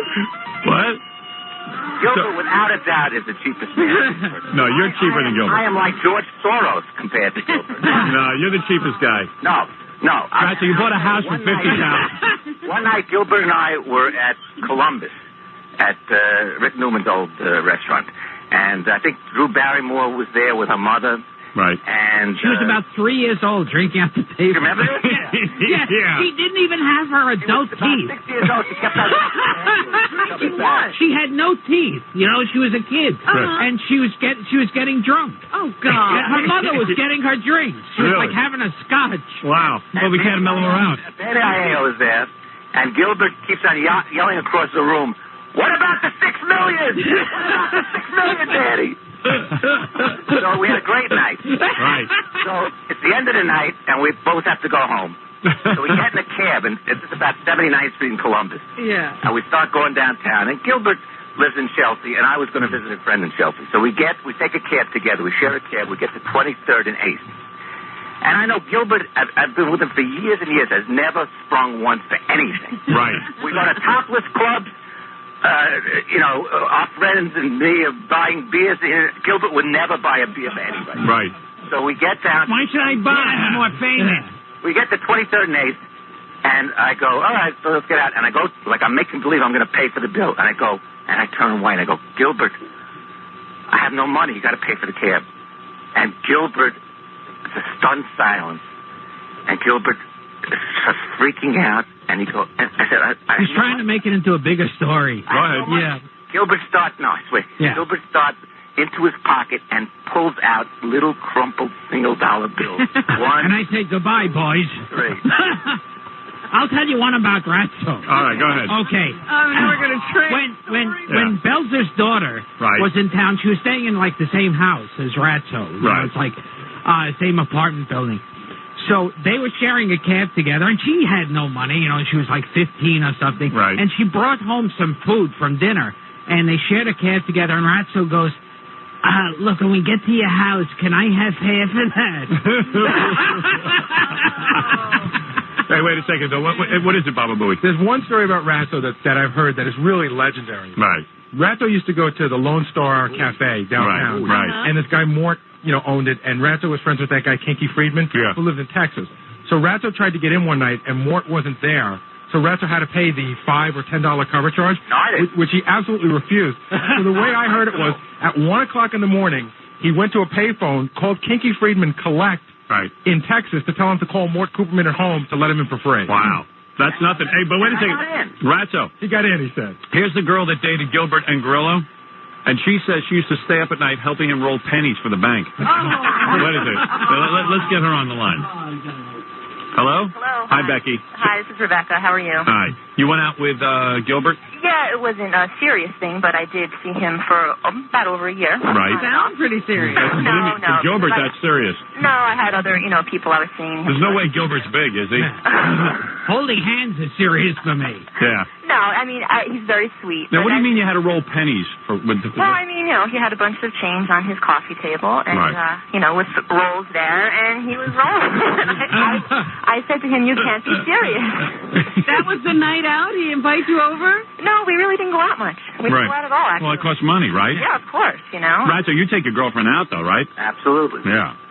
Gilbert's that cheap. Did you ever have to pay for dinner and stuff? We didn't have dinner. Really? Why were you with Gilbert? You would just have sex with him? I'd hang out with him. I'd talk to him about his shows. I'd help him pick out his clothes for when he's going to be on TV. Now, what about TV? He doesn't have cable. He will not get cable. No, he will not get cable. You really won't get cable? Why won't you get cable, Gilbert? You can't even see your own show. That's the one reason. Gilbert, that's why I won't get it. Gilbert, you will not get cable? Why? Seriously. Oh, I don't know. I'll get it one of these days. Don't you think as a comedian you want to be up on... It took him 8 years to buy a VCR. Really? And he called me to find out which was the cheapest brand and the best one. Oh, I remember going to a National Lampoon party that they had at this club where everyone got a drink ticket. Right. It was really cheap. So Ratso was following me around the whole night. He goes, "Can I have your drink ticket? You don't drink." So I give him the drink ticket, and then he goes, later on, he goes, "Can you go out and tell them you didn't get the drink ticket? They forgot." Does Gilbert have rabbit ears on his television? Do you have rabbit ears? So how do you pick up television? I mean... I put a clothes hanger outside. No, but you think you'd want the good reception that cable brings? You know what I mean? I have one of those record players with the crank on it. Really? Yeah. No, really. You don't even have a CD player, though. He doesn't? No. Doesn't he like to have music on when he has sex? No, I hum along with Was he good in bed? I'll give him that. He is good. Wow. Oh, man. What a shock. And Gilbert, he's willing to give you that. Sure, it doesn't cost anything. Anyway, he's a good guy. All right, thank you. I can't believe you rolled pennies with him. And I was good in bed. Yeah. Did you really roll the pennies? I didn't do it. I refused to. Oh, he rolled them. I couldn't believe it. Wow. So he sat there and rolled pennies. He's got to have a lot of money if he's rolling pennies. Yeah. I mean, he's frugal. Ratso, you don't roll pennies, do you? No. All right, thanks, guys. I guess No, I invest. Gilbert is the cheapest. Yeah, Gilbert might be the cheapest. Thank you, Ratso, for clearing that up. Bye. Bye, Howard. Bye. Lovely. We're having too much fun. We are. We better do some news. Man, you're funny. Your personal life is so funny. So sad. Yeah, at least you're getting laid, though. That's good. Yeah. You had that chick for a year. Yeah, that's pretty good. That took me by surprise. Yeah, how'd that pass us for so long? How do you date a girl for a year and never take her to dinner? But you guys really got to get together with Ratso and hear him brag about how he paid so little for his house. He thinks he got away with something. You got to see it. The whole world wasn't watching. Yeah, and as soon as I heard the story and what he paid, I'm like, wait a second. Wrong with this story. Something's wrong with this story. Welfare families will right. that area. Yeah. Can't even go out for a quart of milk. Yeah. Have you been to Ratso's house, Gilbert? No, I heard. I hear Ratso's got religious statues all over his house. Really? He's like a kook. Oh, no. Yeah. I'm praying that the Schwarzes won't attack me. I'm going out for milk. Cover me. I'm thinking of going out there just to check out the house. We gotta go. It's supposed to be a real goof. We ought to all go. Let's get in a car and go. Go to Ratso. Hey there, Jew boy. Hey, Ratso, welcome to the neighborhood. Let's get a Humvee. Yeah. Field trip out. Oh, man, River. Well, hello there. Hello there, Ratso. Welcome to the neighborhood. Ratso. Trick or treat. I don't know what you people are doing. My old neighbor, Ratso. Ratso Sloman. Howdy. The head muckety muck. I'm a black man. I can't lend you a quarter. What you mean, trick or treat? At least Ratso won't be borrowing anything from the neighbors. Hey, excuse me, Ratso. Can I steal your lawnmower? That's supposed to be borrow. I ain't going to borrow it. I'm going to steal it. Let's see you get it back. Say goodbye. Say goodbye. What you going to do about it? You don't man to be dancing with your girlfriend, do you? By the way, she might come back bow-legged, but hey, oh, man. Welcome to the neighborhood. Hey, you got waterfront property. If you pay for the drinks, you can have my girlfriend. You gave Ratso your drink ticket? Yes. And then he wanted me, he was saying, look, go back, tell him that they never gave you a ticket. Unbelievable. Can we do the news before noon today? It's unbelievable. Never mind that. Robin, here's news. You want breaking news? There's a woman on the... let's see. There's a guy on the phone. He says he's at the scene where a woman has locked herself in her house. They tried getting her out with tear gas, but she fired 2 shotgun blasts at the cops. Where's this? Let's just find out. This could be breaking news. This is a girl I wanted to have sex with. Ratso lives next door to her. Dave, is that going on right now? Well, it's been going on. Where's it going on? Been going on. Where is this? Where are you? Well, we live outside of Buffalo, as a matter of fact. That's another thing I wanted to say. Hey, hats off to Q107 for getting you back, because we've been missing you. Oh, I guess our Toronto station goes into Buffalo. Oh, yeah, even farther. We get you all the way out to Erie. Oh, that's great. Yeah. Wait a second. So this woman is locked in a house. The cops Has this been going on for weeks? Well, this is in Illinois. Yeah, Oh. It's been going on for like a month. Okay. Right, well, we know about that. Okay, fine. Goodbye. I thought he was at the scene. Yeah. Sorry. I thought it was happening out by Ratso's house. Ratso, come on over. We need your help. There's a woman shooting at people. Oh, I didn't say today. Yeah, 15 weeks ago. Great. We do the news. Yes. Come on. Yeah, you're right. Yeah, come on. I'm going to fall asleep. Gilbert. Hey, Ratso, why did you rob that bone from my dog? Hey, that apple ain't for you. Gilbert, calm down for a second. Okay. All right. Something else to get into. This is one of the most fascinating stories I've ever heard. These are people who...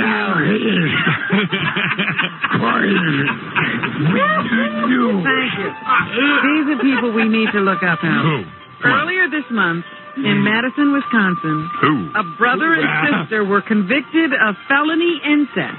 Holy mackerel! We're Ratso's neighbors. Now a state court says they have no parental rights to their 7-year-old daughter. Wow. The siblings have had 3 children, and they have lost rights to all 3. The woman is pregnant with a 4th child. And they say their relationship has nothing to do with their ability to be good parents.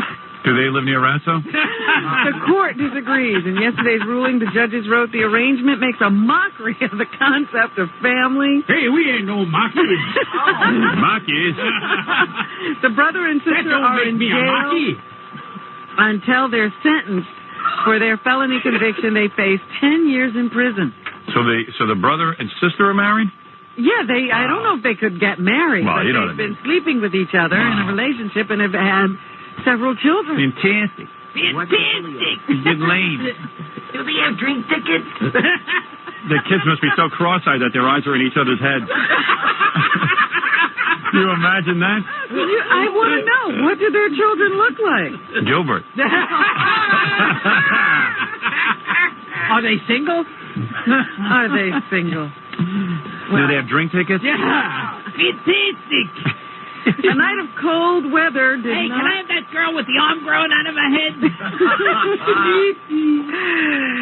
Did not stop them from playing baseball in Cleveland. However, it did make the game a little messy, is what they're saying. Do you watch sports at all? Oh, yeah. I drink beer. No, you don't care about World Series. No. All right. The Cleveland Indians tied a World Series record for making 3 errors during a 7-run ninth that allowed Florida to post a 14-11 victory. The Indians built a 7-3 lead against Al Leiter, but by the 5th inning, but their bullpen and glove work cost them the victory. It was all those errors they made that allowed runs to go home. Gary Sheffield hit one of the Marlins' 3 home runs and finished with 3 hits and 5 RBIs. Hey, Gilbert, how many guys on a baseball team? Well, baseball players have very odd names. No, how many guys? I don't even know. Really? You seriously don't know? Baseball. You don't even know how many players are on a team? Wow. How could you be an American? Yeah. God, that's unbelievable. As a kid, no one ever had you play baseball? No. You were picked for any team. Oh, yeah, what team would want me on there? Yeah. But even as a kid, you didn't learn how many... Yeah, I don't know a thing about You're being baseball. honest? You don't know how many guys are on a team? I know that Babe Ruth played baseball. Do you know the guy who stands on the mound, do you know what he's called? The mound guy. Right. Yeah. No, you know what that's called, right? That's the pitcher, right? Yeah. Yeah, that you know. Our baseball players have very strange names. Yeah, right. Well, anyway, here is Gary Help me the name set of players. You got a catcher. Now, wouldn't this be a fine team without a catcher? Who's on first? What's on second? I don't know who's on third. Gary Sheffield? No. Like to get out of here. You're not getting out of here for a month. I just told myself I was going to get him the inside part of the plate, and I seen where Marquise was playing me, and I just said I was going to try to hit the ball into right field. You live near Ratso. Now, says it's who's on a first or who's on a second, and I don't know who's on third. Oh, goodness. What you said before, but a drug thing, because I want kids, I don't know why you put it back in there. That wasn't Brian Gumbel, that's for sure. That's Ratso's landlord. What are you on there? Rent? Plumbing? Mortgage? Roof? Late? Tenant? Fixing? Paint? All right.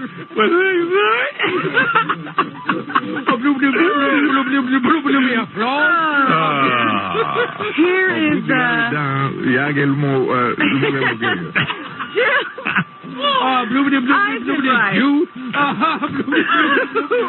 Drink ticket? All right, go ahead. He's the designated hitter for the Marlins. He must have been in some key play last night. Nobody designated hitter?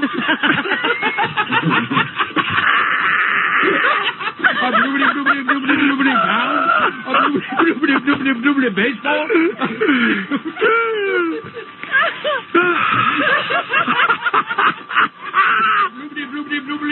Patrick. All right. That is ridiculous. What tape did you say, Robin? Jim Eisenreich. What did he do again? He's one of the guys? He plays penalty. All right, already, yeah. He's on the Marlins. All right. If I hit it the way I'm trying to, it's a line drive to right, and it's a base hit. But I get under a little bit, and it went out. And here he is again saying that Too bad he could speak English. he's really happy about this hit. Why are you playing a tape for It's an act of God that I hit a home run. And I feel very fortunate that I was able to do that. And, I guess, it helped our team get back in the game a little bit. Douchebag says what? Really, it was an act of God that he hit a home run. Bloobity, God. So what does he think? Forget it. Go ahead. God is only on their side? Oh, man. Bloobity, Jesus. Bloobity, Virgin Mary. Catch every sixth word. All right, go ahead. Yes, Robin. You were saying. Please, Gilbert. Enough. You're not that funny. Gilbert Gottfried and Caroline's next Wednesday, October 29th. We'll be doing a famous impression of Ratzo's neighbors. Missouri prison officials say convicted man's last words were that innocent. What were his last words? Was committing a premeditated murder. Alan Bannister was executed by injection this morning for an alleged contract killing in 1982. Bannister says he shot the man by accident. Prosecutors say Bannister was accident. He's killer. Wow. The case gained international attention, and some celebrities joined the cause. Ed Asner, Sean Penn, and Harry Belafonte. Gilbert was going to join, but it cost money. Unsuccessfully seeking There wasn't a clemency buffet. from Missouri's governor, but they did not get the governor's ear. Here's a protester named Rita Fleischman, who was outside the prison last night. Bloobity, Jew. Governor Carnahan, hear your people! What's a dealio? Oh, imagine being married to her. Want to be put to death. Ratso, where's the milk? One piss the Schwarzes and get some groceries. We don't have any eggs. We're afraid to get the groceries. Can't they deliver? The house is 50,000, but I'm surrounded. Anyway, this guy was supposedly paid by another guy whose wife was, I think, living with another man. So he went to the door, and somehow that guy wound up dead. He says the gun went off by accident. Bloobity, gun. Paid contract killer, and now he's been put to death. I went to Ratzo's house. We lived for 2 weeks on canned goods. Great to leave. Try the beam. What else is in the news, Robin? A Central Florida woman is losing custody of her kids because she's addicted to the Internet. Wow. A Lake County Circuit Court judge says Pam Aldridge ignored the needs of her children because she's too wrapped up in cyber things. You on the Internet at all? Oh, yes. You don't have a webpage? Computer? Too cheap to get a computer. Gilbert, at least Ratzo's got a computer. Yeah. Court I'd like to keep on track of who's surrounding my house. Court records indicate Aldridge has been spending most of her time in her bedroom with the computer, locked away from her children. After an evaluation by a psychologist, the judge concluded that the woman's obsession with the Internet had clouded her judgment. The kids ages 7 and 8 were originally when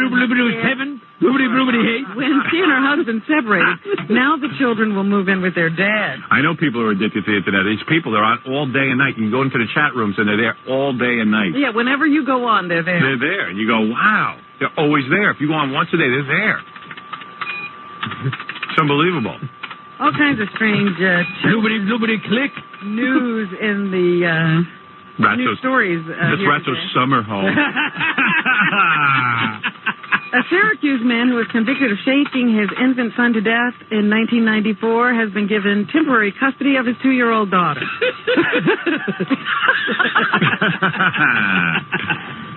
Maybe he can do as good a job with it. Give him a second chance. Yeah. Guy can make mistakes. Antonio Galvez Are you Antonio? Do you have a sister? What's her name? Sue. Her name's Sue? This guy was recently paroled, then a judge in Syracuse, New York, turned the top. If you were Irish, what would you have for dinner? An Irish stew? All right, get out of here. Just imagine these kids. The Yeah. judge ruled that the child's mother and her boyfriend are unfit parents because of drinking, drug abuse, and physical abuse in the household. Maybe they should get a lawyer and he can still sue. So a guy who shook a kid to death is a better parent. Wow. These guys are found each other, two lovers. Oh, dear. We got to, you know what? When next summer comes, we got to go to Ratzo's summer home. Yeah. We got to go. Because he's always inviting people there. He's like, It's a fantastic neighborhood. My neighbors have the greatest tan. I wonder what the SPF is. A 5-year-old Long Island girl is being credited with helping free herself and her grandfather after two men tied them up and stole cash and other items from their home in Oyster Bay. I hope they didn't take their rolled penny collection. His grandfather was babysitting the girl at 9:30 yesterday morning when a man knocked on the door and claimed he'd lost his dog. The guy opened the door, Terrible. and the suspect pulled out a gun and forced his way inside. The suspect hit the grandfather in the And he head. said, I'm sorry, I thought this was Ratzo's house.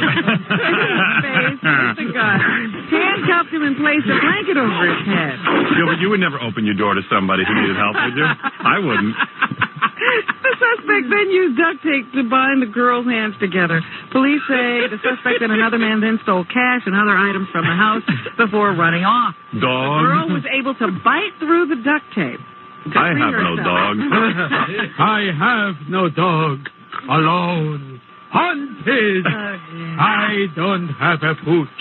The girl was able to bite through the duct tape. Wow. I bite through the duct tape. Pull the strings. Pull the strings.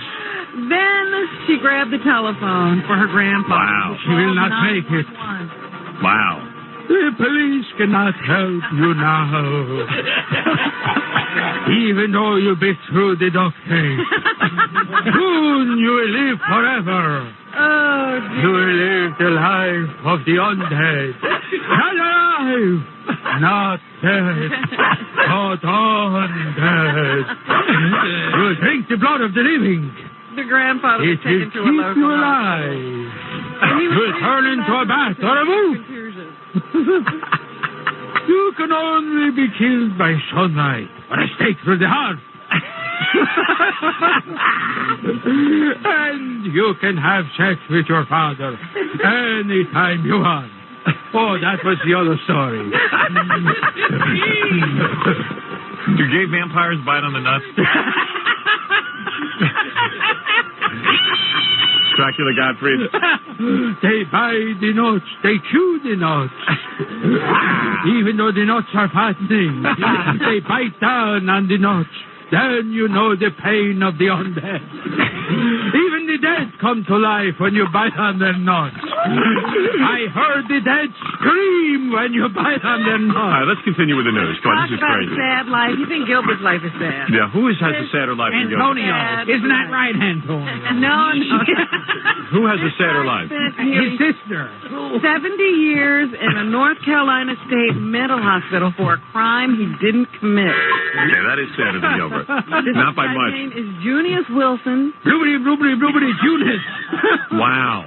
And when he was 19 years old, he was convicted of a rape that it turns out he didn't commit. But as a result, he was castrated. Jurors thought Wilson was retarded when they found him incompetent to stand trial. That is and sadder than you. placed him in a hospital, but he was actually deaf.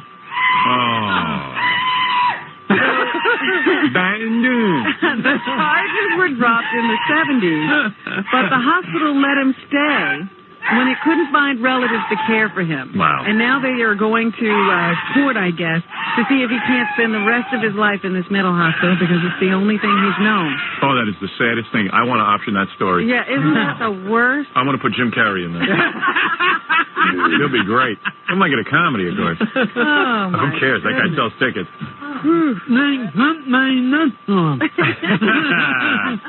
Gary, send that guy a private parts package. All right, Ian.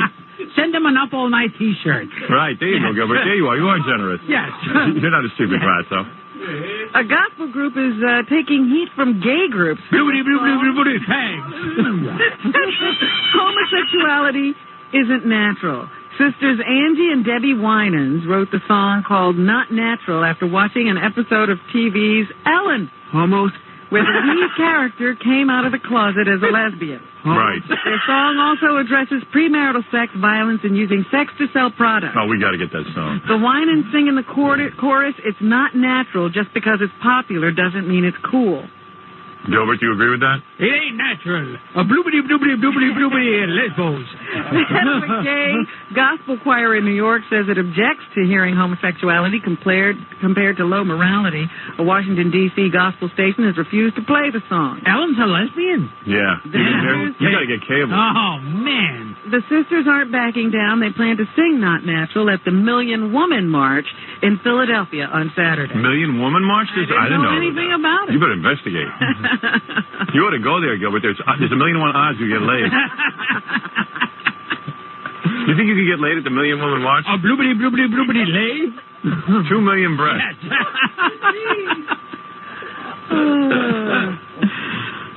Anything else, Robin? Yes, Stevie Wonder is a good guy. He lives next door to Ratzo. He doesn't forget people, Howard. He called. He was, I guess, going to stay at the MGM Grand Hotel, and he called to request his favorite limo driver there. And he found out the guy had been killed, so he insisted on singing at the guy's funeral. Wow. Charles Lee Redmond was shot to death on October 13th, allegedly by a dancer who had been stalking him and later committed suicide. A female dancer? I guess so. Wow. So he was stalked to death. Limo drivers get stalked. Stevie Wonder sang. He does not see. He cannot see his reflection in the mirror. It's just like you, right? Dracula Gottfried? Both of us cannot see our reflection. He comes and he sings for the dead. Hey, so you like that? He sings for the dead. Sometimes he sings about being blind and for the phone company. He does songs for the phone company. Reach out and touch someone. Wonder told the congregation at How did he tell the congregation? He said, I am blind, don't cut my nuts off. Oh, dear. I know you cut the nuts off of deaf people, but don't cut the nuts off because I am blind. He said he was out of love. He said he was there because he thought it was the Grammy. And their friendship was not based on Wonder's fame. Wonder said he knew the first day he met Redmond that they'd be friends. Right. Well, there you go. It's a sad story in a sense. Elton John has bumped off Bing Crosby's White Christmas. That's right. With his rendition of Candle in the Wind of 1997. It is now the #1 song of all time. The Guinness Book of Records says nearly 31.8 million copies of the record have been shipped worldwide in its 38 days of release. I love you, Robin. Thank you very much. Motley Crue in Pittsburgh. They got before Sunday's show in Pittsburgh. Wow. You can't do that, right, Gilbert? You can't masturbate and perform oral sex. You can? Not when you're dead. Authorities seized the tape. If I perform oral sex, I cut the woman up with my fangs. Was not pull the string. Oh boy! See, now he's gone too far. Yeah. The tape was not played at any other shows. Police say several parents called to complain, and one mother who took her 9-year-old and a 7-year-old to the show. Well, who takes a 9-year-old to a Motley Crue concert? I took my daughter there. Nice. Is considering bringing criminal charges against the band. Wow. Oh, please. Can you you imagine? Oral sex is beautiful. Please. Well, If they have criminal charges, what come does on. the lawyer do? Sue. He sue? Oh, no. Dennis Rodman has given the Chicago Bulls an ultimatum. He says he wants a signed contract by noon tomorrow, or he's going elsewhere. I told you yesterday he's balking at some incentives currently included in that contract he has with the Bulls that remains unsigned. Yeah.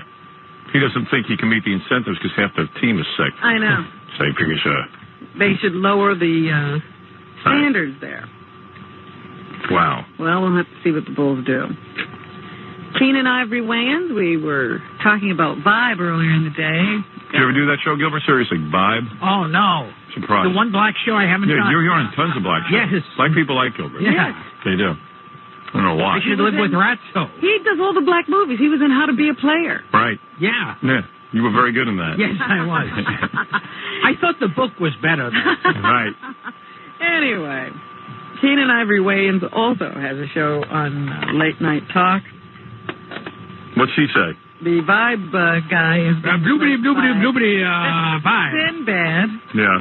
So, Keenan is out promoting his movie right now, and they asked him about his TV show. Here's why he decided to do a talk show.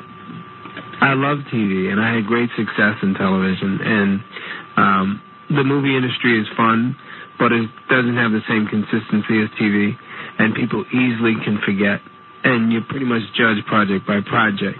And so the advantage in TV is it gives you a consistent exposure. And what do you think the TV show's ruining him? It's kind of bad, his TV show? It's very difficult, I think, for a lot of these people to come up with that funny stuff every night of the week. Every night? How about one night? Well, maybe for the sake of consistency, you do it none at all. Right. all those guys have done it in their way.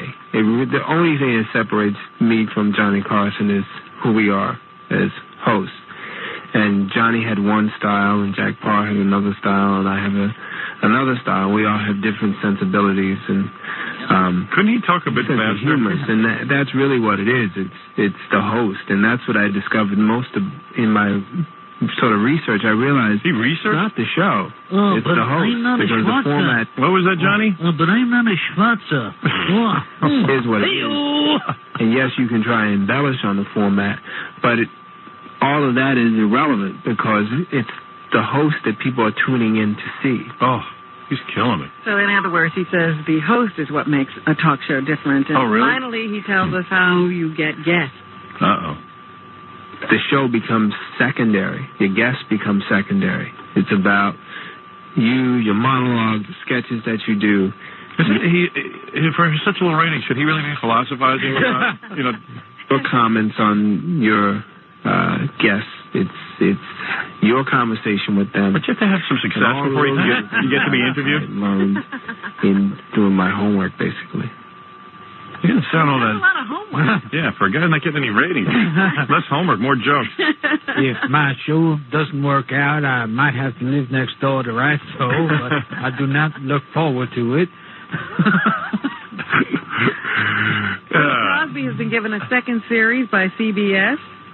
They have confirmed that he will host a series of versions of Kids Say the Darndest They say the darndest thing in the rent. The network has ordered 12 half-hour episodes of the show for the mid-season. Right.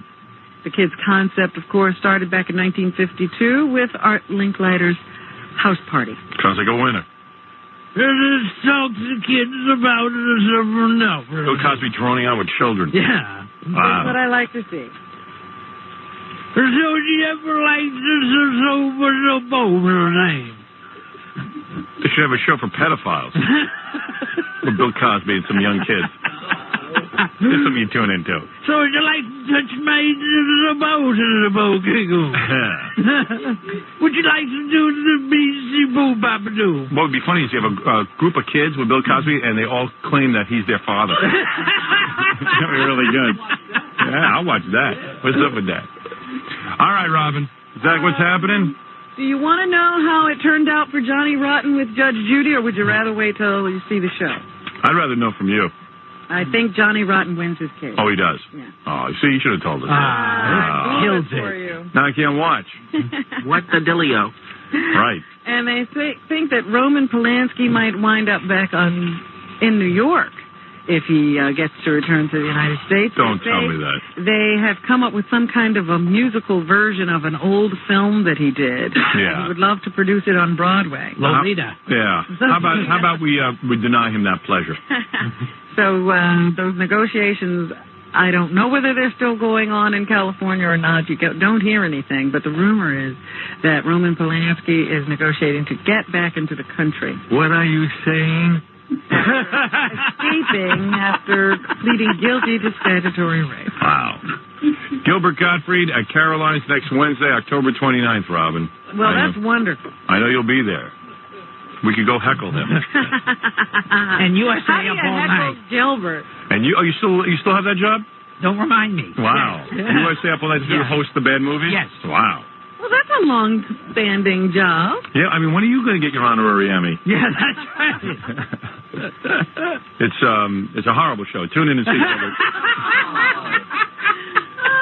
Are they pleased with your performance now? For a while, they were a little upset with you, said you weren't putting any energy. Yeah, it wasn't intense enough. Right. They accuse you of not putting enough energy into that horrible show. Like, wouldn't you be embarrassed if you had to put energy into that? Yeah, I planned this for a week. Yes. Oh my God. I really thought about what I'm going to do. I see the character as angry. Do you put some effort into it now? Oh, yes. No, seriously, do you? Yeah, I study with Strasberg. Right. Jackie the Jokeman Marlowe has 2 filthy and funny CDs, Sgt. Pecker and the Joke Man. Only $12 plus $4 shipping and handling. Also on cassette, buy 2, get 1 free. Call 1-800-323-KING. Why don't you have a CD? I don't understand. He doesn't have a CD. He doesn't have a DVD. He has nothing. Jackie has all of He this. doesn't have a webpage. Friday and Saturday, Jackie, November 7th and 8th at the Riviera Hotel. Now, there's a gig. That's good. Nothing. Even Gilbert's like, how did he get there? On the Strip in Las Vegas. For information and nasty jokes, visit jokeland.com. Gilbert, I told you Caroline's next Wednesday, October 29th. Geez, who else do I have to plug here? Don't miss Stuttering John hosting the 2nd annual beauty contest at Club Paradise in Las Vegas this Saturday night from 10 to 12 midnight. He's in Vegas, too? He's in Vegas. There's a guy who's angry with Gilbert. He says he ruins the show. Jeff, you think he ruined the show? Obvious. Did Gilbert ruin the show? Gilbert? I mean, Jeff? Yes? All right, he's gone, Gilbert. You got off the hook on that one.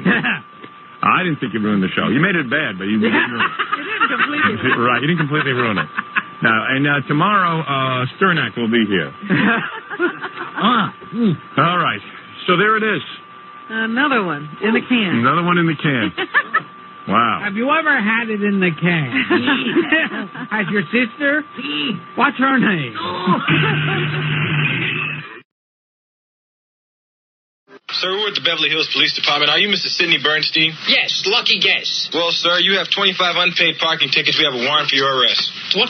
25? What 25? You have 25 unpaid parking tickets, sir? I pay my tickets. I pay all my tickets. Sir, do you own a black Mercedes-Benz license plate number CRL 507? 507? That's my wife's car. That's not my car. That's You have 25 unpaid parking tickets. It's under my name, but it's my wife's car. No. Bitch! Tickets have not been paid. That means you're liable. Can you cuff Mr. Bernstein, please? Cuff me! There are people out there with chainsaws. You're cuffing me. Well, sir, you have 25 unpaid parking tickets, and it's your car, so we have to take you in. Wait a second. I've got an idea. Is there something that I have in this office that I could hand to you and that would make you kind of forget that you're holding those little pink tickets there? What are you trying to say, sir? Like you'd be holding something in that hand, and this hand you'd forget about. This hand you'd be concentrating on. That hand you'd go, what did I have there? I don't even remember. Oh, you mean like if I had, $200 in this hand? Ouch! Let go of my arm! $200! Ouch! Please, I'm robbing you. That's what I'm doing. Here's 1, here's 2. They're real crisp. Wow, what acting. Even Gilbert says that's the worst scene in movie history.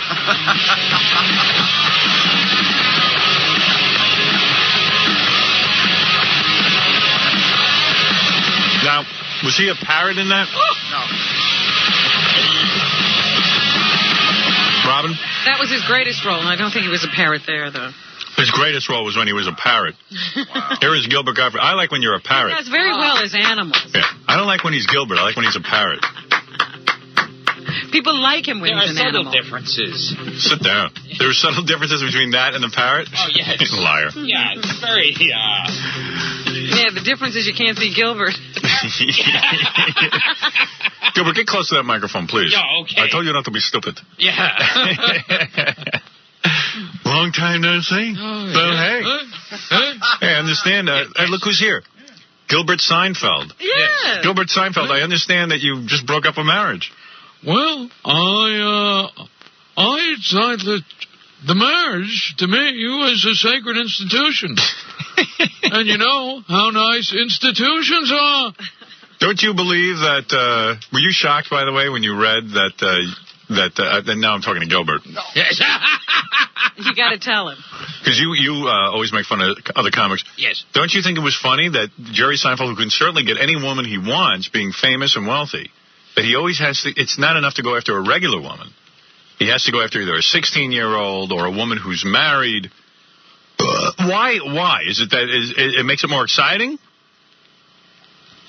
Well, I like to go after 8-year-old girls who are married. I must take one phone call before we begin the news, and I'm sure Gilbert's plugging something. That's the only reason he'd be here. David, you're on the air. David. Hello. Or is it David? David is no longer there. I'm sorry about that. Yes. I can't believe it. Since you've been here, Gilbert, what have you gotten for free? Oh, okay. No, actually, nothing just yet. It's so funny for me to look at Gilbert because when remember when he was in the hospital when he was dying? Yeah. And then he had that, he had his appendix removed and they couldn't even close the wound because he wasn't healing. I know, he was laying there with that big pack on his belly. Yeah, and he had to wear special loose pants when he got out. Now I've seen him in jeans and a shirt. I'm like, wow, I guess his belly healed. Now he can wear regular clothes. So I'm looking at him going, good thing, because on our old show you couldn't see all that. Yes. On this show you could see everything. Yeah, we removed that desk that hit Gilbert. Now you can see what a piece of ass I really am. What are you doing these days? Are you dating anyone? Oh, yes. Oh, really? Are you? Yeah, I'm just getting laid like crazy. I bet you are. He does get laid.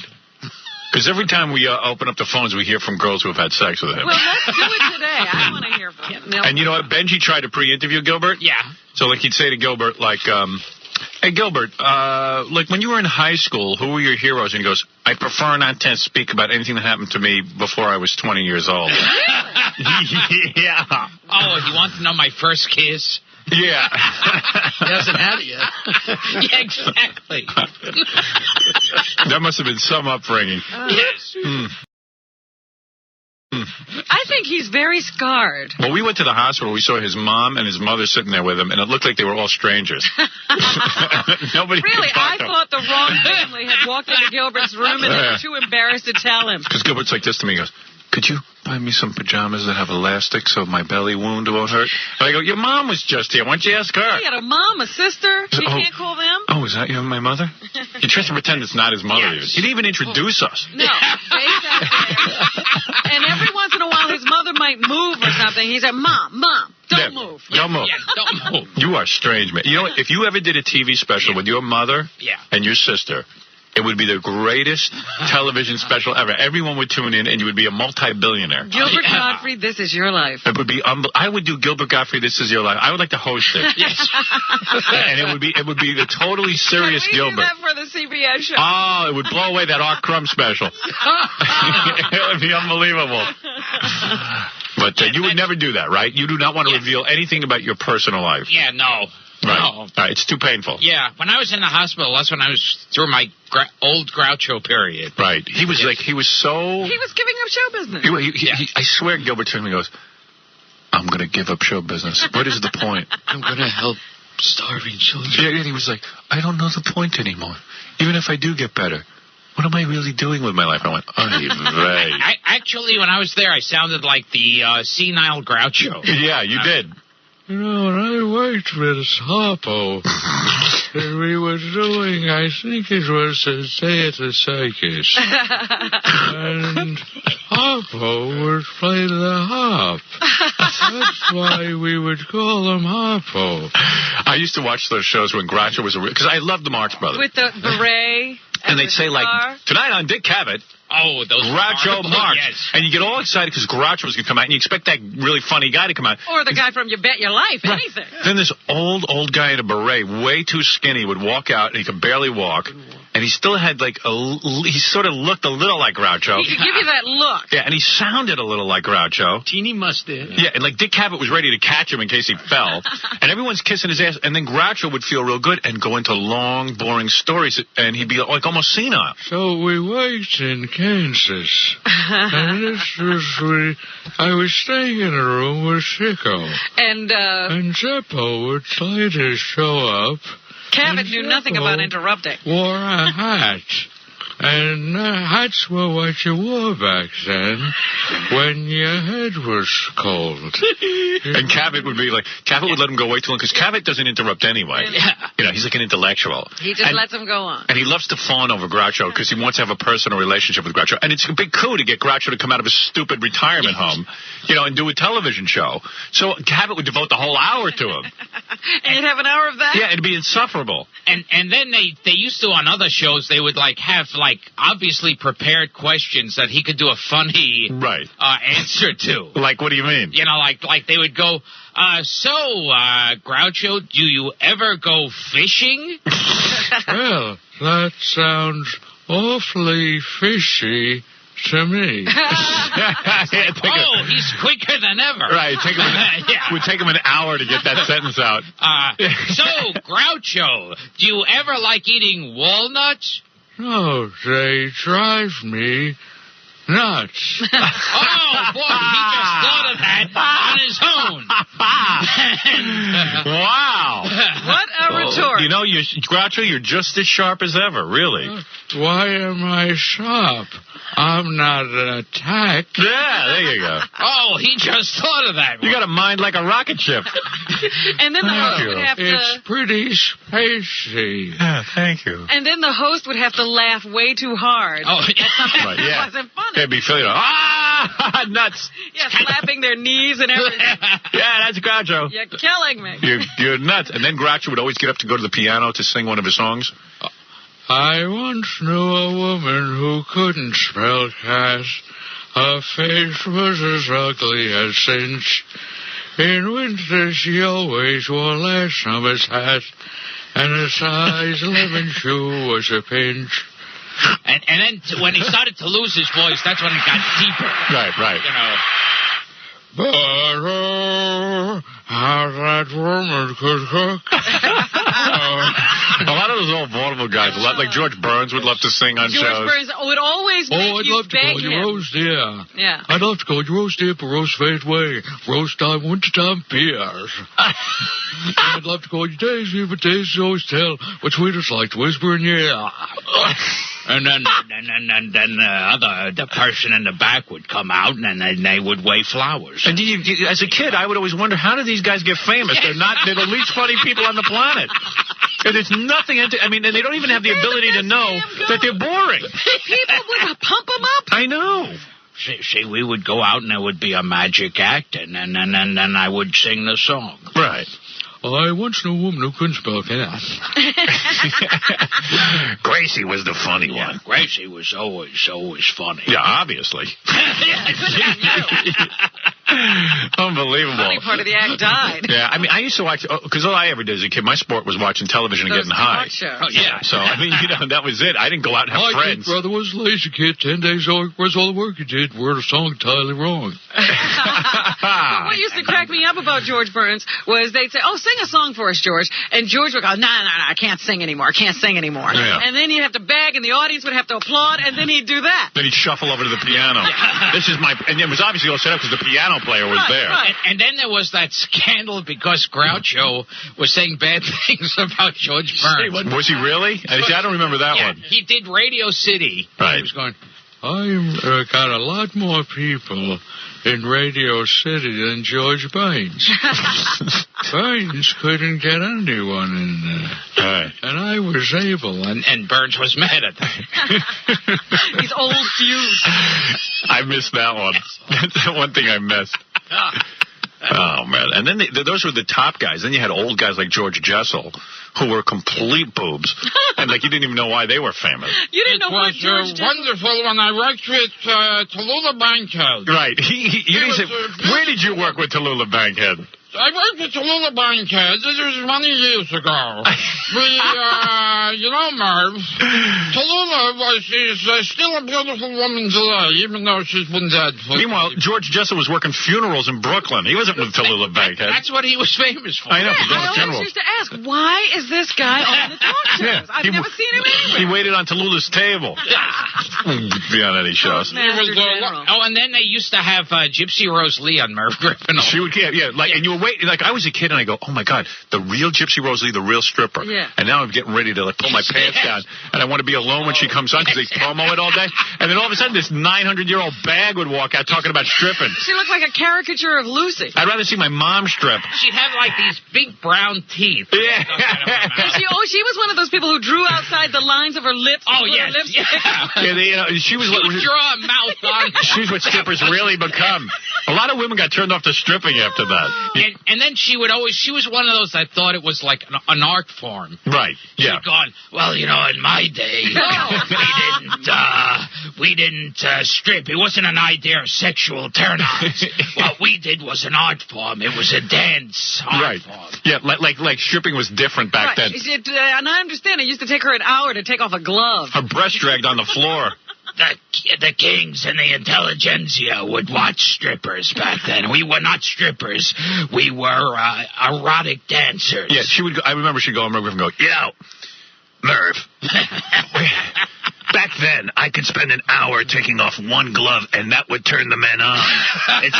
Yeah, right. That's how you do it. It's suggestion rather than showing it off. And then they would also have Mom's Mabley. Yeah, she was always on. She was a real mess. Yeah. Merv, I have a joke about my husband died.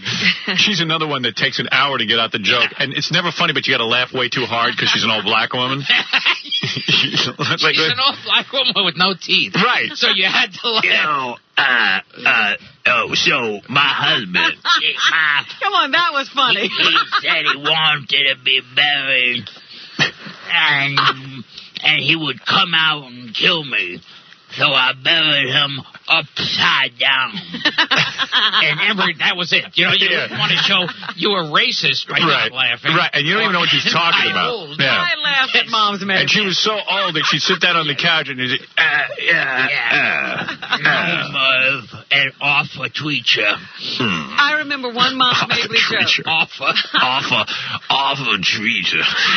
Offer. I would like to do a song Merb. Today, Merb.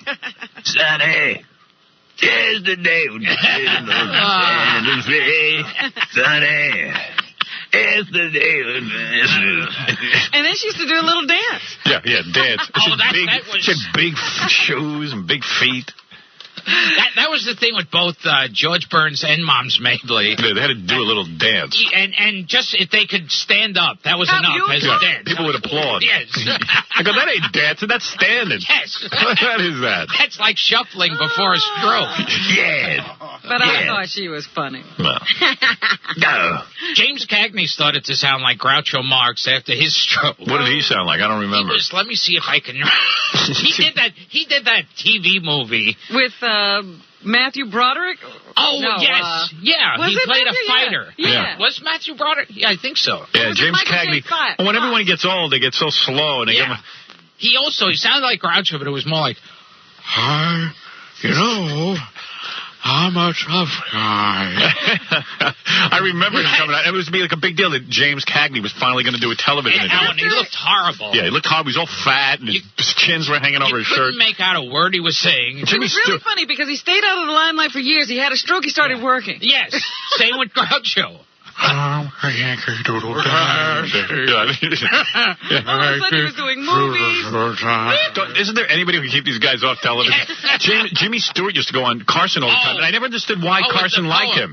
Yeah, but the poems. And the poems went on way too long. I had a dog, Bo, and Bo ran in the house. He chased a mouse. And then it was like, oh, that's wonderful. And Carson used to be into it. He'd say, my favorite guest is Jimmy Stewart. When he does those poems, when he does those poems, you forget that he's senile. You really You forget that he should have been dead about 50 years ago. You know who that's happening to now? Barney Fife. Oh, yeah. We had a tape of Don Knotts. I wish I had those tapes right now. Like you didn't hear that, did you? No. Oh, he's like, you know. I can't even do it. It's just so good. It's just so good. Those shows are like what we do. You know, the times pass me by. Times pass by. Haven't spoken to Aunt B in a while. Doesn't even sound like Barney Fife anymore. He's 2 days away from poetry. He had a show. You done? You have any poems for us? Jimmy Stewart's with us tonight, and Jimmy, you agreed to give us one of your poems. Is that right? I drink some water because I oughter. I have a daughter. Oh, that's fantastic. Very good. That is one. Isn't that great, Ed? And it's so touching. Very touching. Johnny was such a load. Did you hate Johnny? I hated Johnny. Yeah. And did you think it was odd how, like, he had, like, just with comedians, because he used to be a comedian, only some of those guys could sit down on the couch. What the most horrible thing is at comedy clubs, it always, whenever there was a comic they knew on, everyone sat around the TV. Right. When they were doing the Tonight Show, and they go, oh, Johnny scratched his head. Yeah. You know what that means? Yeah. You let him sit on the couch, and Johnny is such a prick. Yeah. That he wouldn't let, with the comedians, if they do exceptionally well, I'll ask them to sit down on the couch. That's how you know they've done well. Well, and the other move was if they didn't do well enough to get on the couch, you have to go back to Johnny for his reaction. And he said, good stuff. Good stuff. Good stuff. Yeah, and there were like certain levels. There was good stuff, very clever. Hey, Johnny rubbed his nose. Look it up. What does it mean? Oh, yes. Look it up in the book. But every bimbo who never did a thing in the world with big breasts was able to sit down next to Johnny and suck up to him. It was just unbelievable. I remember because David Brenner came on my show one time, and Johnny had let him sit next to him, and, it was his first time. That immediately changed David Brenner's career. Yeah. And he's like, That was the moment. That was the moment in my life. You see, Carson was magical that way. You could just do a joke on Carson, and in the first minute, that the first time I did the Tonight Show, I had the head of Universal Studios run up to me and say, I'm going to make you a star. And that's I had not even finished my act yet. He had run up to me. Right. The same thing with my dear friend, Freddie Prinze. Right. God, I miss him. You miss Freddie Prinze. It was such a tragedy. Same thing happened to you and Freddie Prinze. Yeah, the same thing. The same guy, head of Universal, called immediately. I think with him it was the head of Paramount. And they had just introduced him. But he was magical. He was really a magical kid. Magical performer, Freddie Prinze. He was magical. But I heard you never met Freddie. No, but what I've read about him, he was magical. But it changed your career when Johnny let you sit down. Yeah, and now, after all these years, now I just turned 32. Right. So you're feeling your age. Yeah. Right. I just turned 32, and I feel older now. You're more mature. And you see Johnny a lot even to this day? To this day. You wake up to see Johnny in Malibu? I wake up in the middle of the night and see him. In your dream. He just shows up and goes, I never liked you. And I understand you called Johnny before you did your talk show. You got your own talk show, didn't you, for a couple of weeks? I called him. He told me to go after myself. He did. And then he hung up the phone. He told you to pursue your dream. Yeah. He told, that's it. I'm sorry. He told me to pursue my dream. Right, okay. Well, Gilbert Gottfried is with us. And we have to do the news. We have a time constraint today. Whenever you're here, we have a time constraint. I got to limit you. Right. Oh, God, I'd love to talk to you about... I mean, even like Johnny Carson's feud with Joan Rivers, that was the funniest. Yeah. Like, Johnny's such a dick. Like, no one else is allowed to do a talk show. Still, Johnny. he's not speaking to her. Yeah, not speaking to her. 20 years. You know, what I resented was we had given her a contract, and Joan misused me. How's that, Johnny? You wacko. We gave her a venue. We gave her the venue. Remember, everyone hated Joan Rivers because she started performing, and they felt she performed like it. She didn't give it enough time after her husband died. Yeah. That was the big scandal. Let me say something. I'm a married man. I love my wife, but she died. I'd be dating tomorrow. Joan wasn't even living with that guy. Right. Joan was like divorced from him. Yes. I mean, for crying out loud. And she started performing too soon. Yes. Yeah. You can't perform. Yeah. You know, that's the most sensible thing to do. I'd be doing shtick at the wake. Oh. All right, let me take a break. Gilbert, let's not get into Joan's movie about it where she rolled all over Edgar's clothes. Oh, that was great. What a fantastic film. Why don't we get a copy of that and just talk over it? Great. Oh. Why don't we get that Joan Rivers film and talk over it and stuff one day on the show? Yeah, her and her daughter as themselves. Yeah, right. That was the best. Oh, and how they couldn't get into the synagogue at one point. Yeah. Yes. The Jews wouldn't let her in because she didn't have a ticket. She couldn't get into the prestigious synagogue. They needed a parrot in that thing. Yeah, the parrot should have been Joan's sidekick. Listen to this. Gilbert Gottfried, maybe one of the funniest comics I could think of on the planet, will be at Caroline's Comedy Club tomorrow and Saturday. Rarely performs now. Rarely will he perform. Rarely, unless he needs money. I'm giving up all my old material. Is that right, Jerry? Yeah, I've decided to quit my old material and devote my life to having sex with 2-year-old girls. Jerry doesn't think it's funny. Jerry doesn't think it's funny.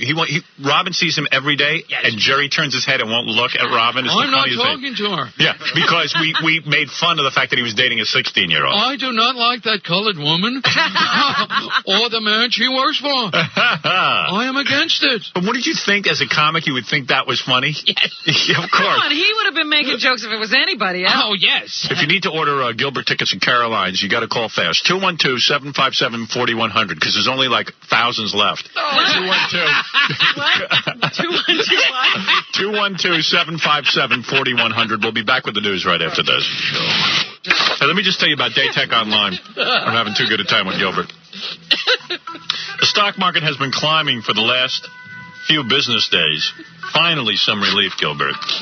Yeah, Gilbert's in the stock market, isn't he? Oh, yes. Yeah. He's afraid to even call the stock market. He won't even call downstairs for an ambulance. No, he's afraid they'll take his money. I'm dying, but I'm afraid to call the ambulance. Do I have to tip them? I don't want it to be on the front page of the Post. Oh, no, I can't call 911. That's when I knew you were delusional. I finally, like about 10 years later, made a little mention in the Post. Yeah, barely. Phil Hartman For a moment, he thought he was Madonna. Yes. Yeah. I didn't want to call the ambulance because I was afraid I'd end up on the front page of the paper. 3 months later, he calls me, could you mention that I'm in the hospital? Nobody noticed. Nobody seems to notice. Daytech charges only $9.99 per online trade up to 5,000 shares, and they're so quick. If your marketable order is in do you have a computer yet? No. This is fantastic. You can order all your stocks stuff right over the computer. It's unbelievable. Trade and track your stocks and mutual funds 24 hours a day, 7 days a week. And you get all the research and news you need to make investment decisions. You think Gilbert would have a computer because he has nothing to do all day? Yeah. I wrote a book about computers. Be informed. He should be on the internet for sure. www.daytech.com. That's DATEK.com.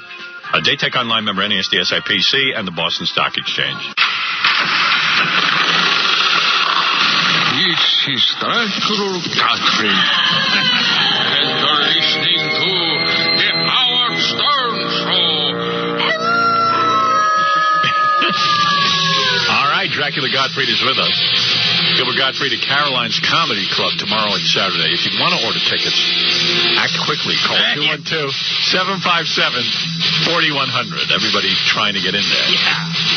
So, there's so much to talk to Gilbert about. We got to have him back in. There's so much in the news. In the news. I mean, I want to tell you what we talked about during the commercial, but it's crazy, Rob. We'll never get through anything. We need 17 hours for this show. Why did Gilbert come in so late? Why did you come in so late, you loafer? Oh, well, I get up and run. Is that what it is? So. You exercise? Yeah.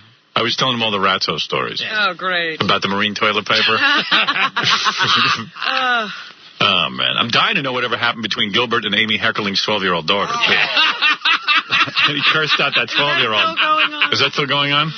Sometimes. Really? Do they still call you? Have you been to dinner lately? Oh, no. No, they haven't invited me back for dinner. Yeah, Amy's movie kind of tanked the Roxbury boys. Oh, yes. Yes. Yeah. You seem kind of happy about that. I love when comedies bomb. I love when any movie bombs. Me too. Yeah. Because I get jealous when they're successful and, like, I hate when Jim Carrey does well. Yeah. I think he's a great talent, but I'd like to see him have a little failure in his life.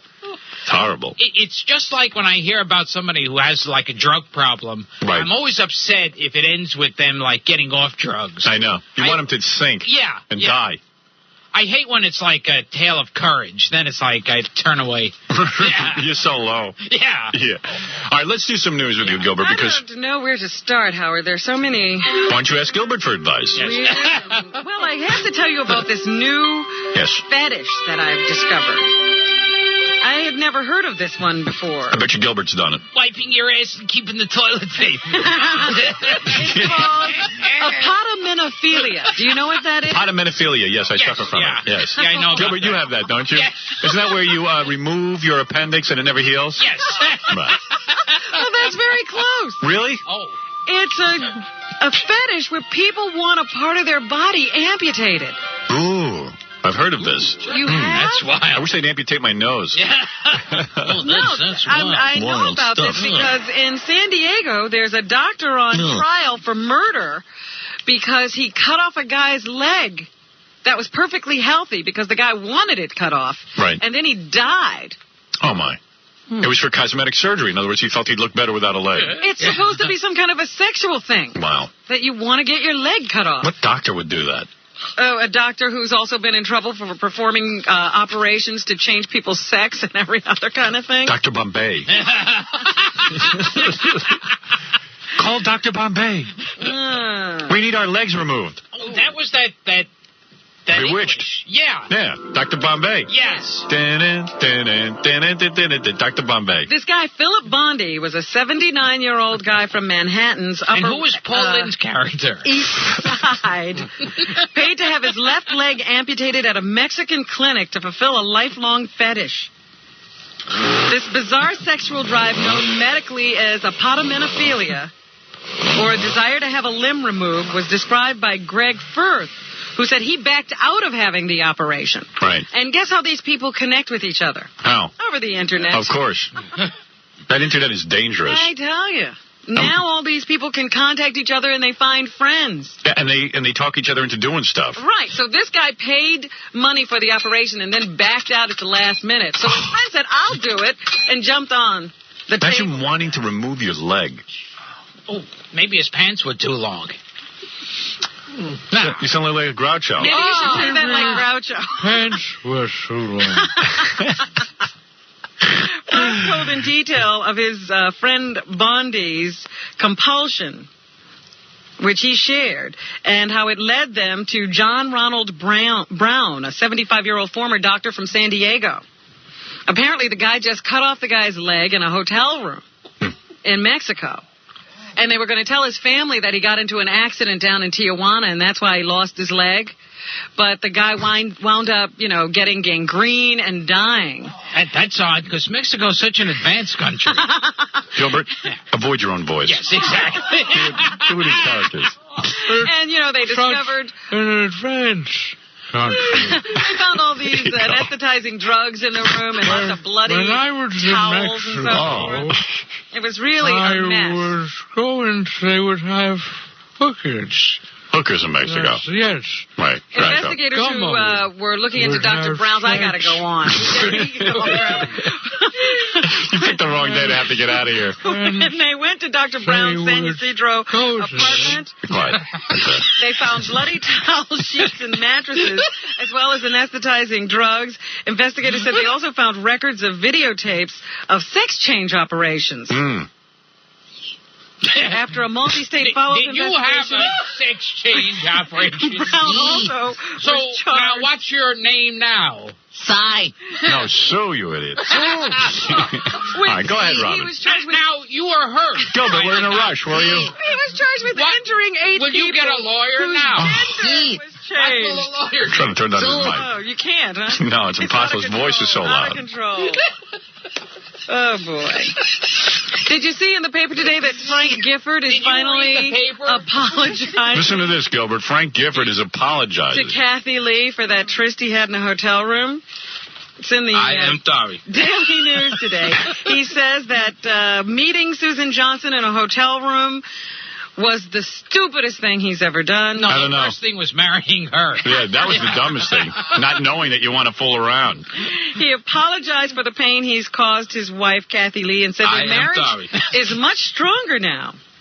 I was very foolish, very stupid, and fortunately I was married to a wonderful woman who knew that she was commanded to forgive me. That's what he told Larry King last night. But he said the Bible did not command his wife to forget his well-publicized transgression. We got to get tape of that. Much of the media storm was driven by the fact that Kathy Lee, this is their conjecture, is the co-host of the syndicated Live with Regis and Kathy Lee, and had paraded her marriage on TV and in books as the nation's most perfect. Right, that's what was so funny about it. Gifford said the couple has patched up the once storybook union. We have a love affair, he said. Gifford said he promised Kathy Lee that he will spend the rest of his life trying to be the man that she thought he was. Good luck. His voice quavering. This is why we have to get it.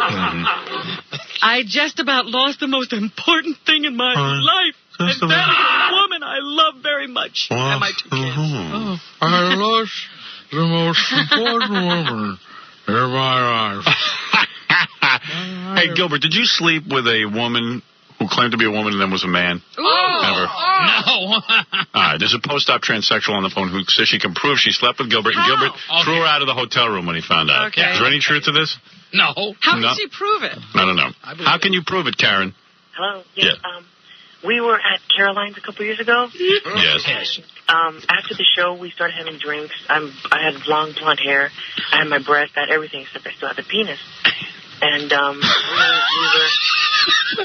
we were Gilbert, don't laugh because you have to remember this. We went back to the hotel room and we started to kiss. He took my top off. He was feeling on me. And then before we went any further, I told him, Gilbert, I have to tell you something. He said, what is it? I said, 1, 2, 3, 4, 5. I'm a guy. Just like that. And he looked at me and he was like in shock, sweating. It was. Well, how can you prove this? Gilbert says it never happened. It was at the Sheraton, Manhattan, I think it's called. He would never stay there. It costs too much money. Why would I stay at a hotel? He's got an Exactly. apartment. That's where he took me. And when I told you that you were laughing, you said, you're kidding, right? I said, absolutely not. And, all right, well, there's no way to prove this, Robin. Plus, if I brought her up, even if she had a penis, I would have said, well, all right. Yeah. By the way, I believe it. Yeah. Okay. Robin, go ahead. Anyway, Frank Gifford is contrite, and we will I love that. tape on Larry King. We're going to get that for tomorrow. And it was a big penis, too. Relax. He says that he found God through this whole experience. He said, you might call it foxhole Christianity, but I really found the God I thought I knew. He better find God. He's at home with a holy roller. What happened to me was an amazing spiritual experience that has made me stronger. Yeah. And he also attacked the tarring of his wife as a sweatshop queen after it was learned that the Walmart clothing line she endorsed was sewn by poorly paid immigrants in Manhattan sweatshops. I don't know. It's never the same between a man and his wife once she catches him cheating. Sometimes it's better. Really? They can actually regain that love and trust. Really? Sure. Maybe I should go out and cheat. Try it. Yeah, maybe that's what's missing. I need a little of that. Did you see that Montel Williams has admitted that he had double mastectomy? What is he, a chick? On a recent show about young breast cancer survivors, Montel Williams revealed that he had a double mastectomy at the age of 19. No kidding. Yeah.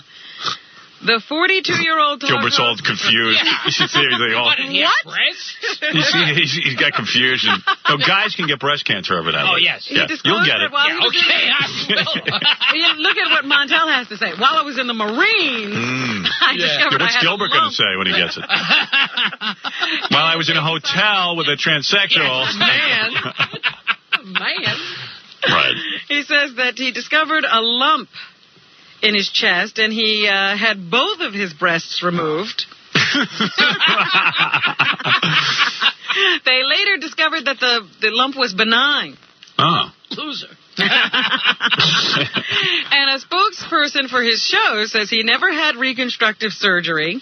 I've seen him with his shirt off. He built himself up through workouts. So for Gilbert. On I should get my breast removed. Williams hosted a show featuring Carol M. Baldwin, who is the mother of the Baldwin brothers, and the... Does your mother do any charity work, Gilbert? Is she like Carol Baldwin? Yes. I get together with my 10 other brothers. Right. And They're all in show business. Right. Actually, they were at a gala. Right. And they were raising funds for breast cancer research. Yes. Yes. So Montel is a survivor. Wow. Does your mom ever come to your shows? To see your... No. No. You don't allow it? Have they ever seen you perform? Your parents? Just on TV. I see. Yeah. Gilbert, what are you doing? It's not Why do funny. you have to talk that way? There's something I don't know up with that. Did you start performing as a 15-year-old? Yes. Yes. Yes. You will admit to that. Did you sneak out of the house? No. Your mother allowed it? Yeah, I think they were glad. Right. Imagine that. A young Gilbert at 15.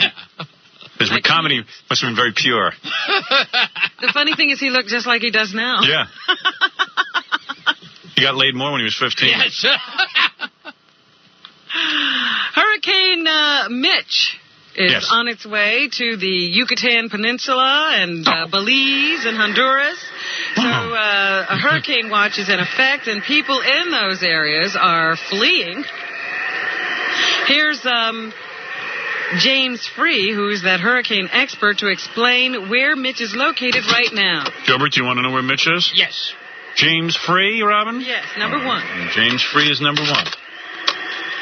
Here we go. The center of Hurricane Mitch was located about 35 miles north of the coast of Honduras, or very near the island of Guanaja.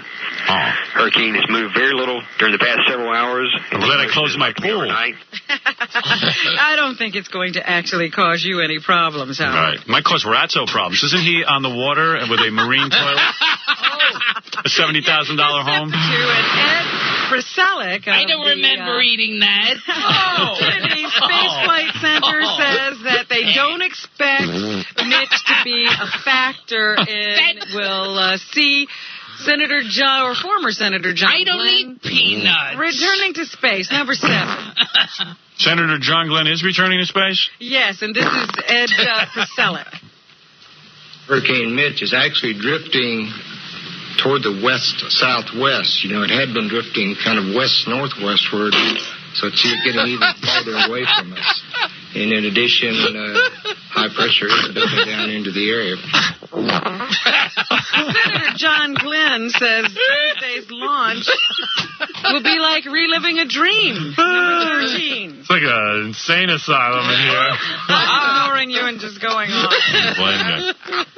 All these years, I'd always hoped I'd be able to go back up again, but through this, I really had no realistic hopes that would happen. But oh, pardon me. What actually occurred was age became an advantage instead of a disadvantage. But the gravity holds it back in.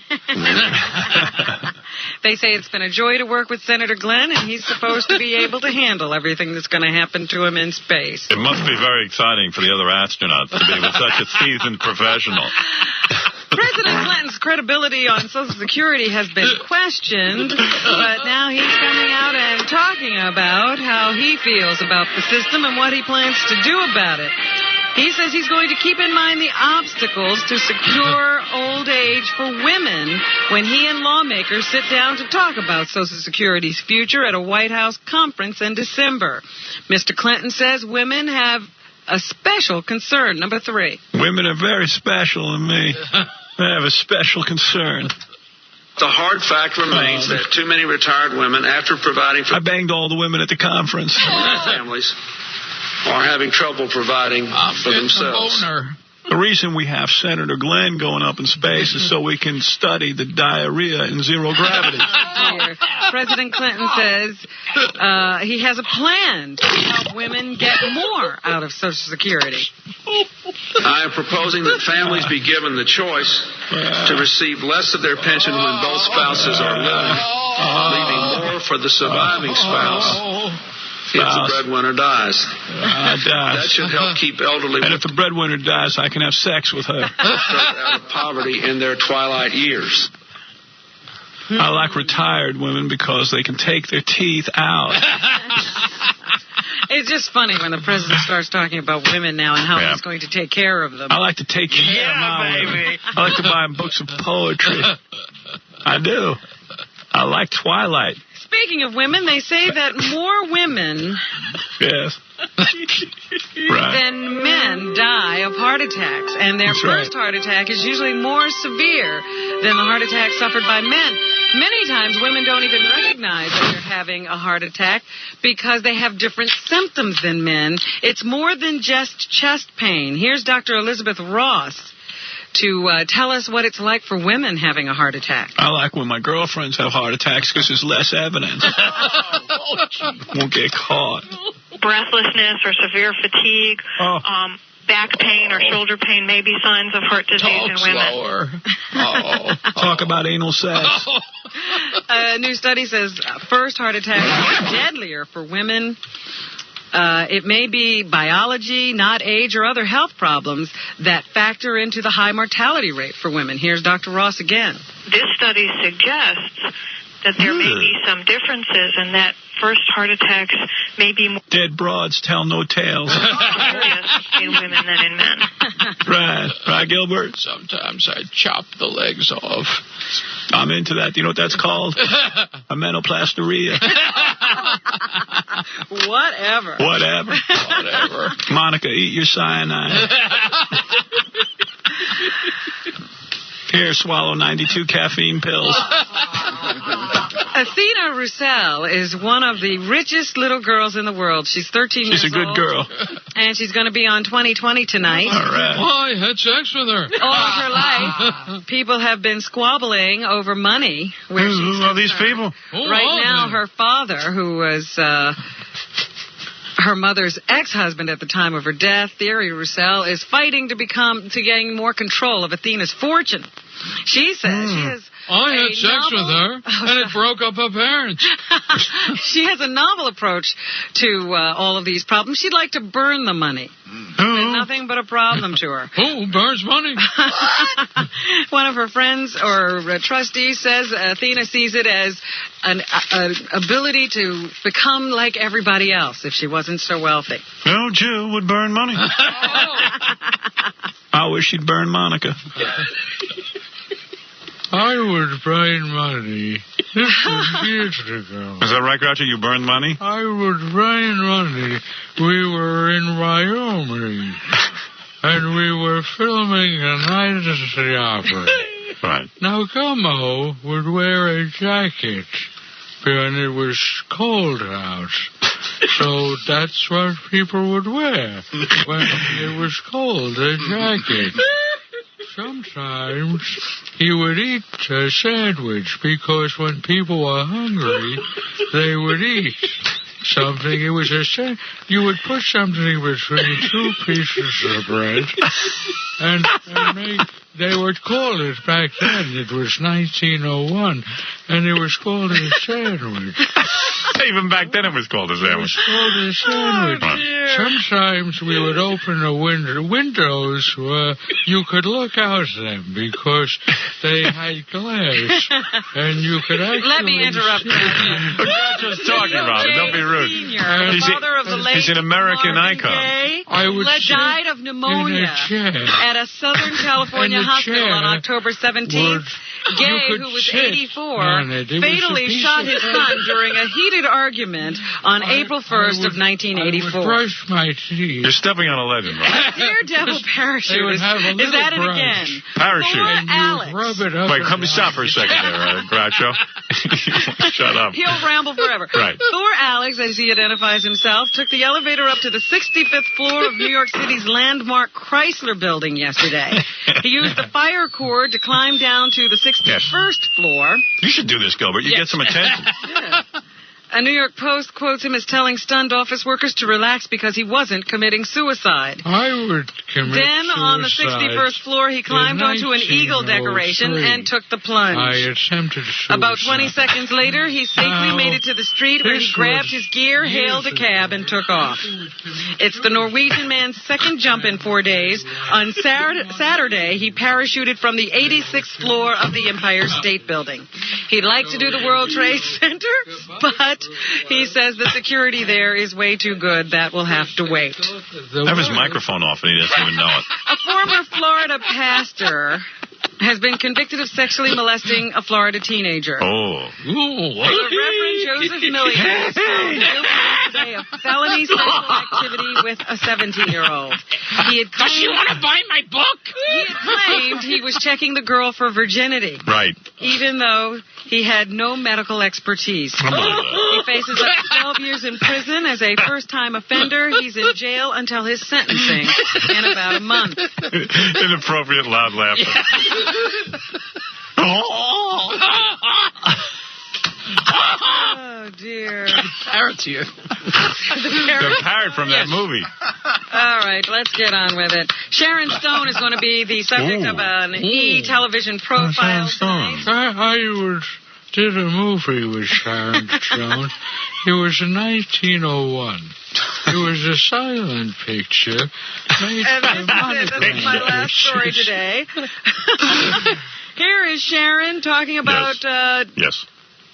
Doing a fight scene with Arnold Schwarzenegger in Total Recall. Wow. I had to beat up Arnold Schwarzenegger. She can't even say his name. How insulting is this woman? Yesterday she played a clip of her, how intelligent she is. Yes. She's telling us. Peculiarly intelligent. Peculiarly intelligent, she said. And she goes, Arnold Schwarzenegger. Karate, I trained, I circuit trained, I lifted weights. I was a maniac. Shut up. And so I eventually had to do this, karate, throwing him around scene. And shut up. I had to stuff out his body. But, you do. Shut up. The master from here, the master from there, the coverage from here. And this is a big fight sequence. I was hitting him a lot. I wasn't hitting him hard because you learn, in karate, you learn specifically where it will land. But I... Oh, listen to this. You stupid thing. Here's Paul Verhoeven, the man who got her to cross and uncross her legs for... I didn't know. No, that wasn't him. Yes. He did Total Recall. He directed her. Yes. Oh, yes, he did. Basic Instinct as well. That's right. Yeah. He says this about Sharon Stone. I have not seen anybody in the last 20 years, at least not a woman, that can be so goddamn evil, isn't it? In a movie. And make it believable. And it's charming 3 seconds later. Really? So you mean off screen? I think he means only on screen. And here is Sylvester Stallone talking about doing love scenes with Sharon Stone in The Specialist. I expect she to come swooping into the room like George of the Jungle on a rope and land into the bed. Party time. Party time. Just the other way. Sistine Chapel. It was kind of like this very, religious experience. There was a sense of, I don't know, blatant shyness. There's another guy who has that intelligence. Yeah, he's always telling everyone how smart he is. And now he's a great painter. Sounds like one of those dogs from the Soupy Sales. Don't kiss. And Gilbert, being a romantic, would like to know how Sharon Stone fell in love with her husband, Phil Bronstein. Well, this might help Gilbert find a girlfriend. So here's how what happened while they met in San Francisco. He goes hiking every year by himself in the mountains, and he called me from this payphone in the mountains every night. and talk to me about life and books and... Look how serious she's getting about her love. It really made me laugh and made me think and... Gilbert, you want to talk about how you fell in love. You know what he does? He answers ads for hookers.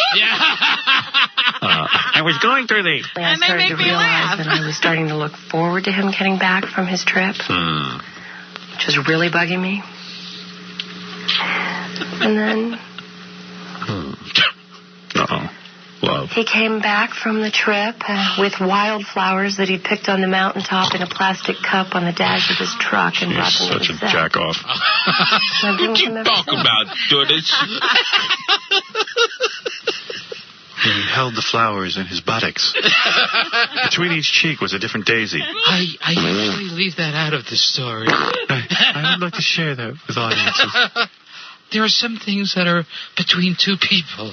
And finally this morning, I'd like to alert you that Barbara Streisand will conduct her first online chat on November 2nd on America Online. Oh, I would like She to will get on chat with her fans from her home from 9 to 9:30. She will only answer political questions, though, Robin. You can't ask her anything about her personal life. She will type with her nose. You can join her at AOL.live on the web at www.aol.com. Can I mention my webpage? Gilbert, when will you get on the internet? Does she sell my tapes? She doesn't have a CD. Well, that's it? That's it. That's all That's all you have time for. You obviously have an appointment. Yes. Wow. I'm busy. Where are you going? Yeah, where are you Will going? you tell me something about your personal life, Gilbert? I'll tell you something about mine. I like women with penises. And I like men with flowers in their ass. Go ahead. You go. I'll tell Ratso. I'll tell whoever's here, Gilbert. She's in a hurry. Yeah, she is. She told me she's in a hurry. Ratso buys a house. Yeah. And he's $70,000. And then it turns out, though, when he has to flush the toilet, if people make a number 2 and they wipe themselves, they have to put the toilet paper in a hamper. But Ratso goes, it's not so bad. I empty it every day. Not so bad. And I go, what do you mean it's not so bad? He goes, well, because, when you have a baby, you put all that stuff in you don't put it in the toilet. Oh, my God. You can't buy a closet for $70,000. I knew there was something wrong with the house. Took a while to find out. Yeah. Imagine emptying out people's duty papers. And he could buy marine toilet paper, which he can put in the toilet, but he won't because it costs 3 times more than regular toilet paper. People haven't had to do that since the Renaissance. Even you have indoor plumbing, right? Well, they gave him no option. So when you go into the bathroom, you have to go... Yeah, you have to hold your breath. Especially if you go to the bathroom around 5 or 6 o'clock at night. Especially during the summer. Right, it's really kind of smelly. We got to go there. We got to go to his house. Field trip. Let's go have a card game. Yeah, and this is a hamper. Let's eat a lot and then go there. I'm going to have diarrhea. Have a triple cheeseburger. Oh. We should go ahead and glue the hamper closed. What's it doing on the floor? I can't get in. Man, when I heard... You're supposed to put it in the hamper. You're messing up my $70,000 house. I thought we just throw the toilet paper on the floor. Stick it to the wall. It's no pain.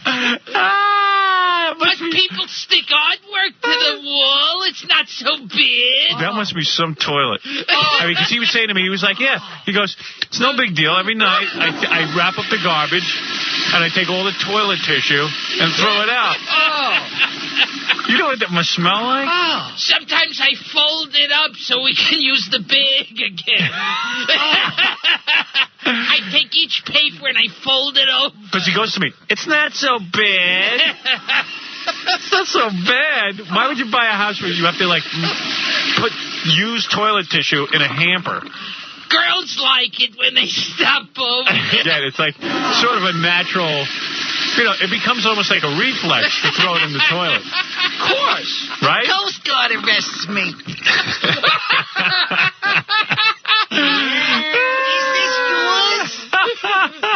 Mr. Sloman? Is this toilet paper yours? Wait a second.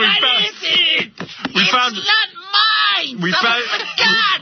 Mr. Sloman, we found something in the water. I didn't take a crab. Did you have corn for dinner last night? Green Giant. There are no green peas in there. We ought to go to that house, man. Let's take a trip out there. I don't buy cashews.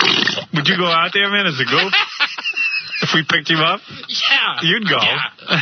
You would go just to see that? We should all go have a large pizza and then What's the pepperoni doing floating in the bay? Because I said to Ratso, I said, how do you get a house for $70,000? He goes, it's fantastic. And I said, I heard it's in a black neighborhood. No, it's a mixed neighborhood. Every time we talk to him, he's white, everyone else is black. Find something else out every time. Yeah, right. Slowly but surely. And then we found out the water just floods in there all the time, and that you can't use toilet paper in the toilet. Sometimes in the middle of when that floods. It wakes me up. It's really a great house. It gives the kids something to play with. No batteries needed. He has to take a rowboat to get the mail. Hey, my mail. Is that a package or another turd? You didn't go to his book reading, did you? No, I Read must have one. been busy that day. Book reading. Ratso put out this book called Steal the Stream. Steal the Stream, the story of Abby Hoffman. And I hear this hamper. And I hear they're thinking of making it into a 3D IMAX movie. You have a giant Abby Hoffman come at you. 80 feet? 80 foot high. He burns the American flag on you. The other day, Ratso told me he was sitting at home. Cubans rode up to his house. El Duque's parents got out of the boat. You got room? Are you El Duque? I'm a sister. What's her name? So the Cubans saw the bathroom and turned around. So that's the Ratso story. You use a hamper, but already the hamper's like half full. It's got to stink, right? I mean, doesn't that smell? It's got to. Can you believe it? We gotta go out there, man. The hamper's got to smell. So it's got to smell badly enough when it's closed, but then they have to open it.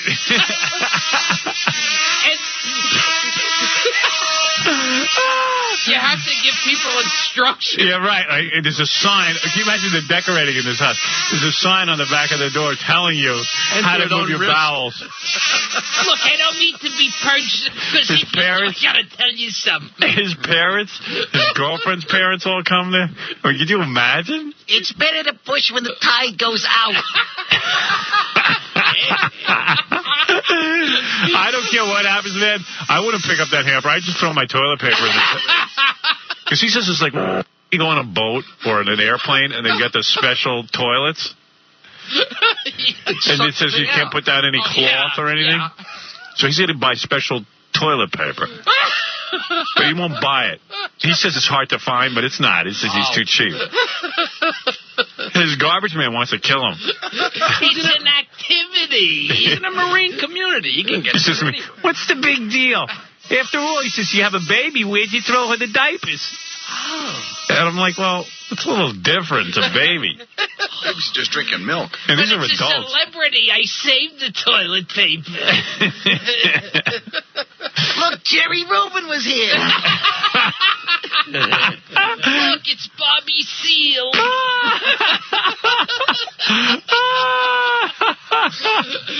Joan Baez is coming. I'm going to serve barbecue chicken. Eldridge Cooley. And he says, I said, so what do? You empty out the hamper every night? Yeah, it's no big deal to the plastic bag. Oh, what a house that must be. Doesn't everybody do that? He goes, what's the big deal? You do it for a baby. No, wait, Howard, where is the thing? Because you got to reach over with one hand to open it up. Right. Because you can't reach over with your foot to open a unless you open it up first and you leave it open while you're moving. So you lean over with one hand. You got to avoid everything with your right hand so you don't rub it on anything. Right. It takes practice. You must have the whole room painted brown so you can't see. My jump shot. Ambidextrous. I imagine a Magic Johnson, and I throw it from across the room. He has to come explain it. The crowd roars. As Rancho goes up to the hamper, I've got a soiled. He shoots it in the basket. Christy, go long. I'm going to do a chest pass. I'm America's hero again. Don't make me laugh. I'm going to have a heart attack. Shoot. It's at the bottom of the game. Only one man can save them. I get out of here, I swear to God. I would end rats on my toilet paper. I dribble the toilet paper, and then I shoot. It's in the basket.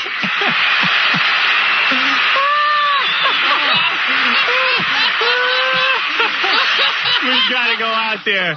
We gotta go out there. Imagine we're sitting around having dinner and all of a sudden somebody goes in to use the bathroom and have a problem. Ratso must have to get up every 2 seconds. Now I had the hamper all the way across the room. What do you mean it's full? Hey, Gary, get Ratso on the phone. I gotta understand how you open the hamper while you're moving your bowels. There's got to be an intercom between the bathroom and the rest of the house. Oh, my God. Oh. Maybe there's an instruction sheet, you know. Oh, my God. Oh. I don't know if I can get him on the phone. But anyway, hey, Gilbert Gottfried. All right, can you give him a quick call? I've got questions. Gilbert Gottfried will be at Caroline's Comedy Club tomorrow and Saturday. To order tickets, call 212-757-4100. I've never laughed so hard. My heart hurts. I have chest pains. It's just incredible. There's nothing funnier than his life. Nothing. Except when Gilbert's in the hospital. I'm thinking of giving up comedy. I'm thinking of I'm thinking of shitting the bag. I mean, what's the point? Howard, he's not home. Oh, no. I'm buying paper. Any paper. All right, so Gilbert, we know where he's going to be. He's order tickets, 212-757-4100 for Caroline's. Jackie Penthouse Joke Page Martling, Thursday, November 12th, at Rascals Comedy Club in West Orange, New Jersey. Tomorrow from 5 to 7 p.m. at Strawberries in Avon, Connecticut. And he'll be signing his new Oleo CD, Hot Dogs and Donuts. For information and filthy animated jokes, visit jokeland.com. Our thanks to David Wolf. His book, Nature's First Law, is available by calling 888-RAW-FOOD or by visiting rawfood.com. Also on Amazon.com. Thanks to Dr. Johnson, who was abducted by aliens, for coming on the show also. Remember, if Leslie Glass is the penthouse pet who has colon cancer, she needs money to cover a medical bill. She's having a benefit tonight at China Club where you can meet Penthouse Pets Paige Summers and Nikki St. Gilles. I know you'd like to meet them, Gilbert. Take them over Ratso's. $20 donation requested at the door. Okay, don't miss Stuttering John. His band will be playing Hell Night at Jitterbugs in Edwardsville, Pennsylvania this Friday night, and John's band will be a Great Adventure in New Jersey this Saturday night, Halloween, promoting his new album. Thanks, Gilbert.